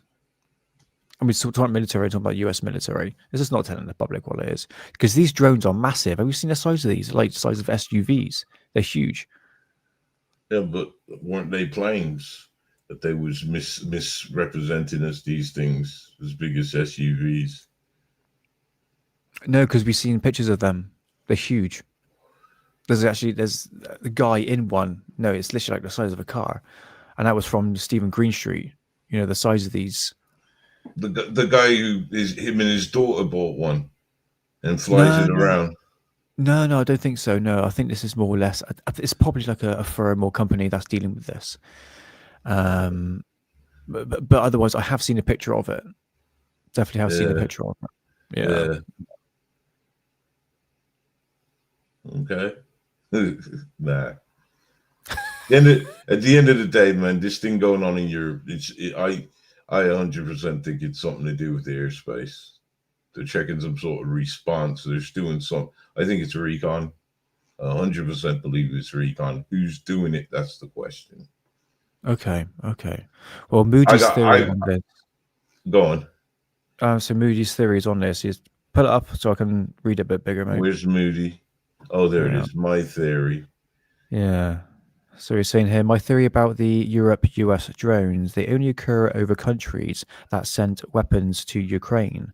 After they have started sending them, it makes me think Russia, but who knows? This is it, mate. You never know. I mean, yes, I understand that Ukraine and Russia are using drone capabilities. Moody now. See, me and you's on the same mind thing, but I'm telling you where me and you's going to differ now. I think it's a flip-flop. I think you're right to one extent.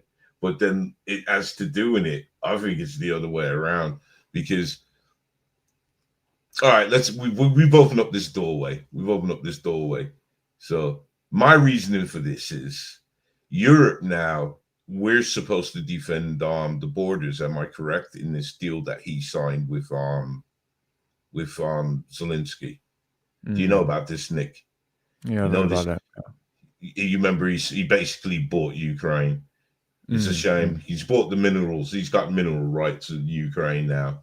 So, but anyways, we as Europe are supposed to set up some force where we're going to protect the borders.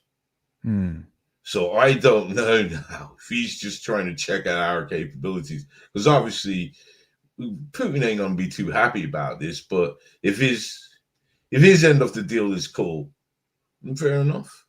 Because you know, according to Putin, I don't know if it's just saber rattling, but he said embargoes has only strengthened his economy.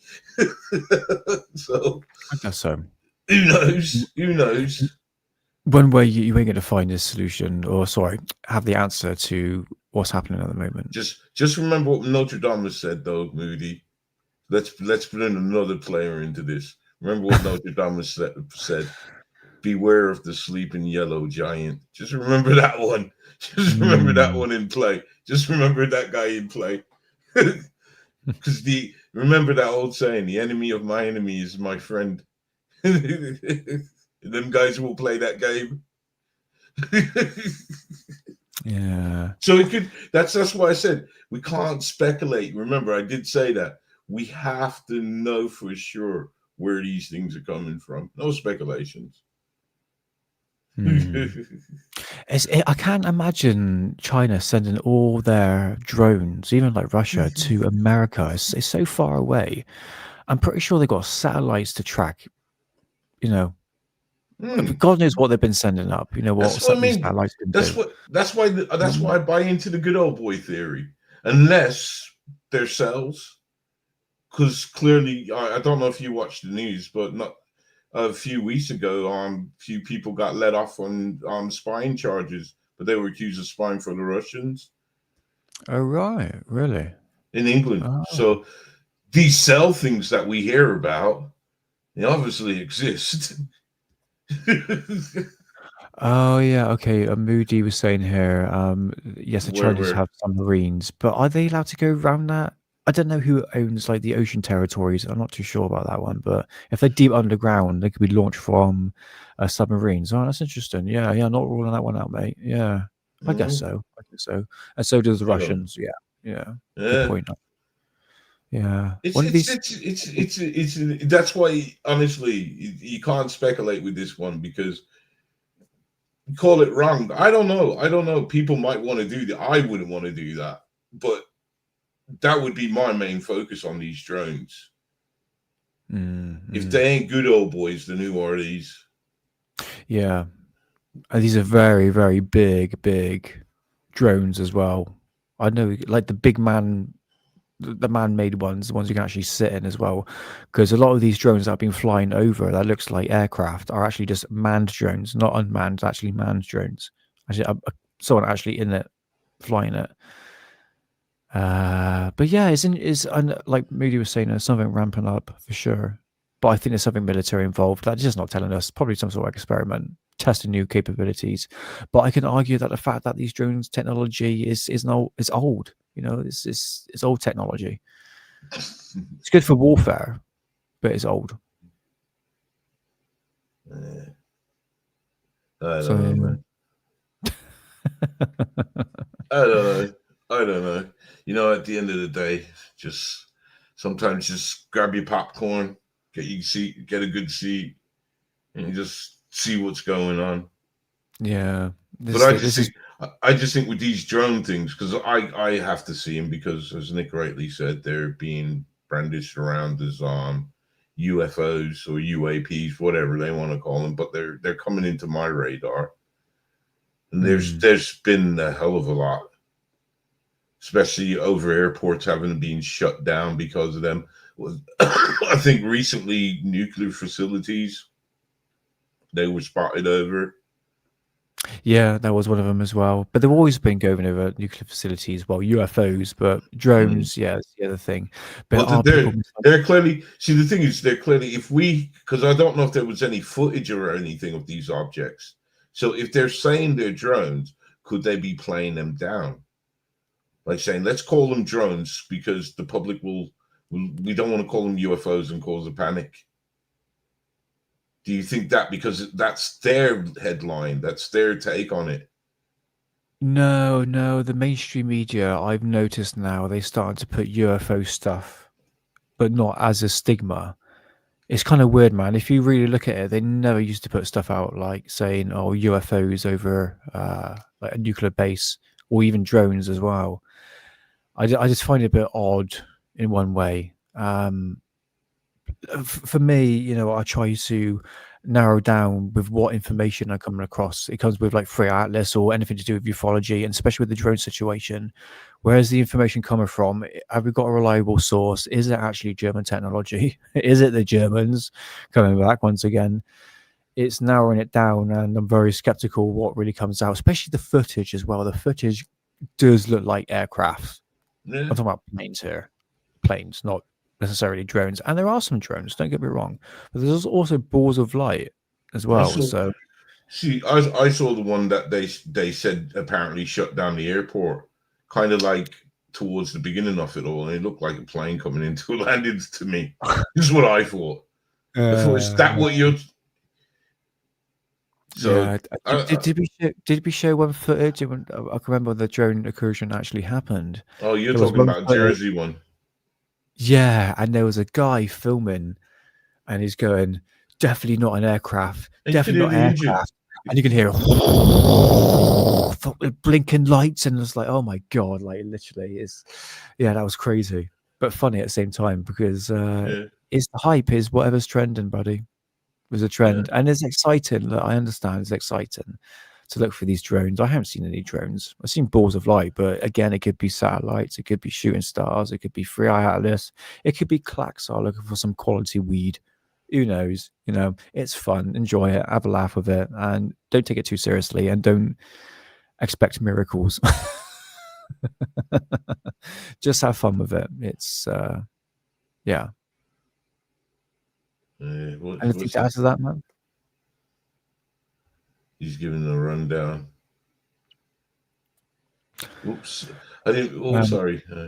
Denmark, Germany, UK, US, and maybe France all have sent stuff to Ukraine. Yes, they have. Maybe a couple of more. I don't know. Russia also have been flying fighters planes over the Western European areas. Yeah. I've seen that as well. Testing their response. And didn't they pull that with was it a sub they had out that they checked out to see how long they would tell them to turn back? Right. Moody continues here, hoping to get a reaction, but NATO are taking the bait. Instead of just shadowing the Russian fighter planes. Yeah. And to be honest with you, that sort of side, it can be quite depressing, and I stay away from it, to be honest with you. But you got to kind of make the connection between, who are most likely using the drones for military purposes. It would be the Russian Ukrainians. Mate, all I can say to you is don't let it get depressing. Just don't let it get depressing. Just like I said, get a good seat, grab your popcorn, just watch the show, watch it unfold. Watch it unfold, man. Yeah, we're sitting at the bleachers watching the game being played out. So I understand, buddy. I understand. Yeah. So that's all I got for this one, mate. That's it. Yeah, thank you for coming to our 2 streams. Nick's gonna sit with me before the next live show, probably next week, and tell me how to sort this out. Mate, I'll do a video and I'll show you. So yeah, sorry guys for today. It's purely to do with StreamYard, which is a software we use to go live. They added a new feature so at the moment we have 2 live streams. One is vertical, and one is actual horizontal, which is like portrait and landscape, which is the most stupidest decision I've ever. That's a stupid decision that StreamYard has done. But anyway, that's just what it is. So again, hope you pick the stream where we actually landscape view instead of portrait. I was just seeing that. Hold on. Did you hear? Yeah, she passed away, didn't she? Bless her. Yeah. Oh, okay. Yeah. It's the same with Patricia Radcliffe, Mrs. Hyacinth. Yeah. Yeah. Shame. And it's the same with my man, who I can't pronounce his name, but he's a Japanese dude, passed away too. Okay. He's a Japanese dude. Oh, right. Okay. I won't be able to pronounce his name. So, yeah. Okay. Well, let's see. Yeah, we just announced a 1.1 trillion budget of the new military stuff. Like Hidden said. Que sera, man. For real. Telling you, man. Just get the popcorn, man. Just chill and watch. It's gonna be funny. It's gonna be funny. I feel sorry for the Ukrainians, man. Though the Ukrainian, especially Zelensky. He should have. When he was at the White House and he had the balls to call him a bitch, even though it was in Ukraine. Yeah. he should have just walked away, man. Walked away. Yeah. So you know what? I'd have rather gone to Putin and say, "What you got to offer me?" But anyways. Yeah. I understand. God bless you. God bless you, people, man. Yeah, so this stream was a little bit different. I hope people enjoyed it, and especially for the people that are actually watching this on vertical stream. It might be a bit difficult, but don't worry, it's a learning curve. We're going to make mistakes. So yeah, it's nice to see everyone in chat. Got Monkey, Silly Dude, Drumstick, Moody Mongrel, Rebecca, Sonia. Oh, sorry. Yes, and who else we got here? Sorry. Okay. I got squinty eyes now, man. Can you see? Yeah, you got Chinese eyes. You got Chinese eyes. I'm like him. Okay, where are we at? Right. So yeah, we got One True Saxon. One True Saxon, thank you so much for sending the chat. Am I living in a time zone? Or did One True Saxon say that he was falling asleep and he was going? I thought he did. I think we were just too stoned to actually read his message properly, but he's still there. I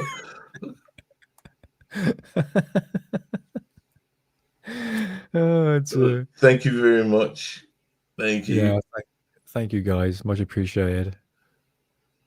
Much appreciated. So yeah, I'll plug my Hey, Oh, hey, yeah. you know what? You know what? We keep on forgetting about our boy Who's that?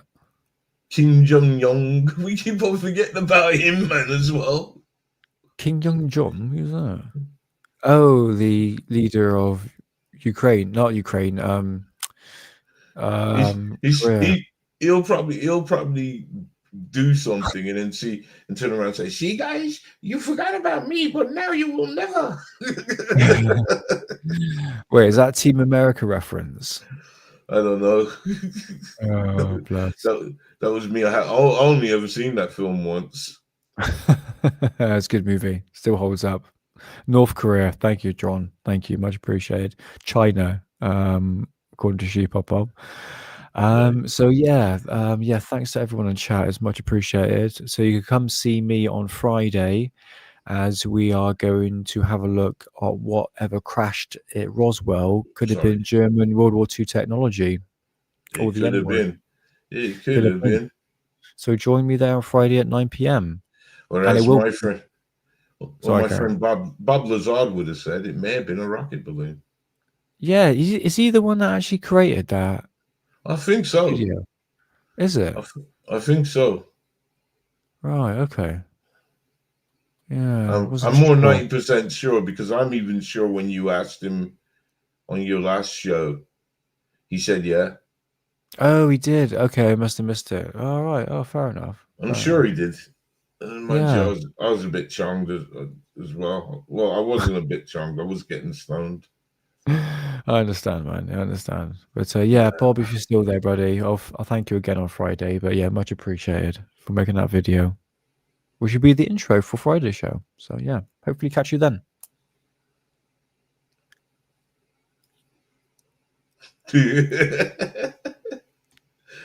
We're done now. The show's off. Yeah. I think that's it. We're done. Yeah. All right. That's it. We'll go to bed and yeah. And also check out for the Northern Lights. Big activity going on. So yeah. I'm rambling. Yeah. Okay. Northern Lights. Yeah. Isn't it quite pretty cool though, the story behind it? Isn't it supposed to be the second biggest solar flare to hit us? Yeah, in 2025. Yeah, it's a big one. It's a whopper. Yeah.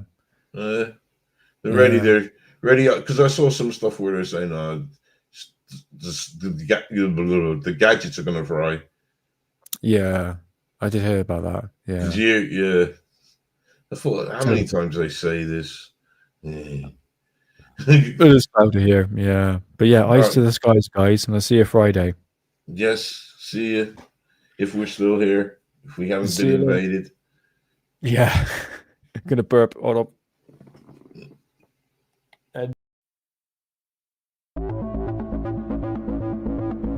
For there is nothing hidden that will not be revealed, and nothing concealed that will not be known and illuminated. Stay blessed and keep safe. This is the hidden underbelly.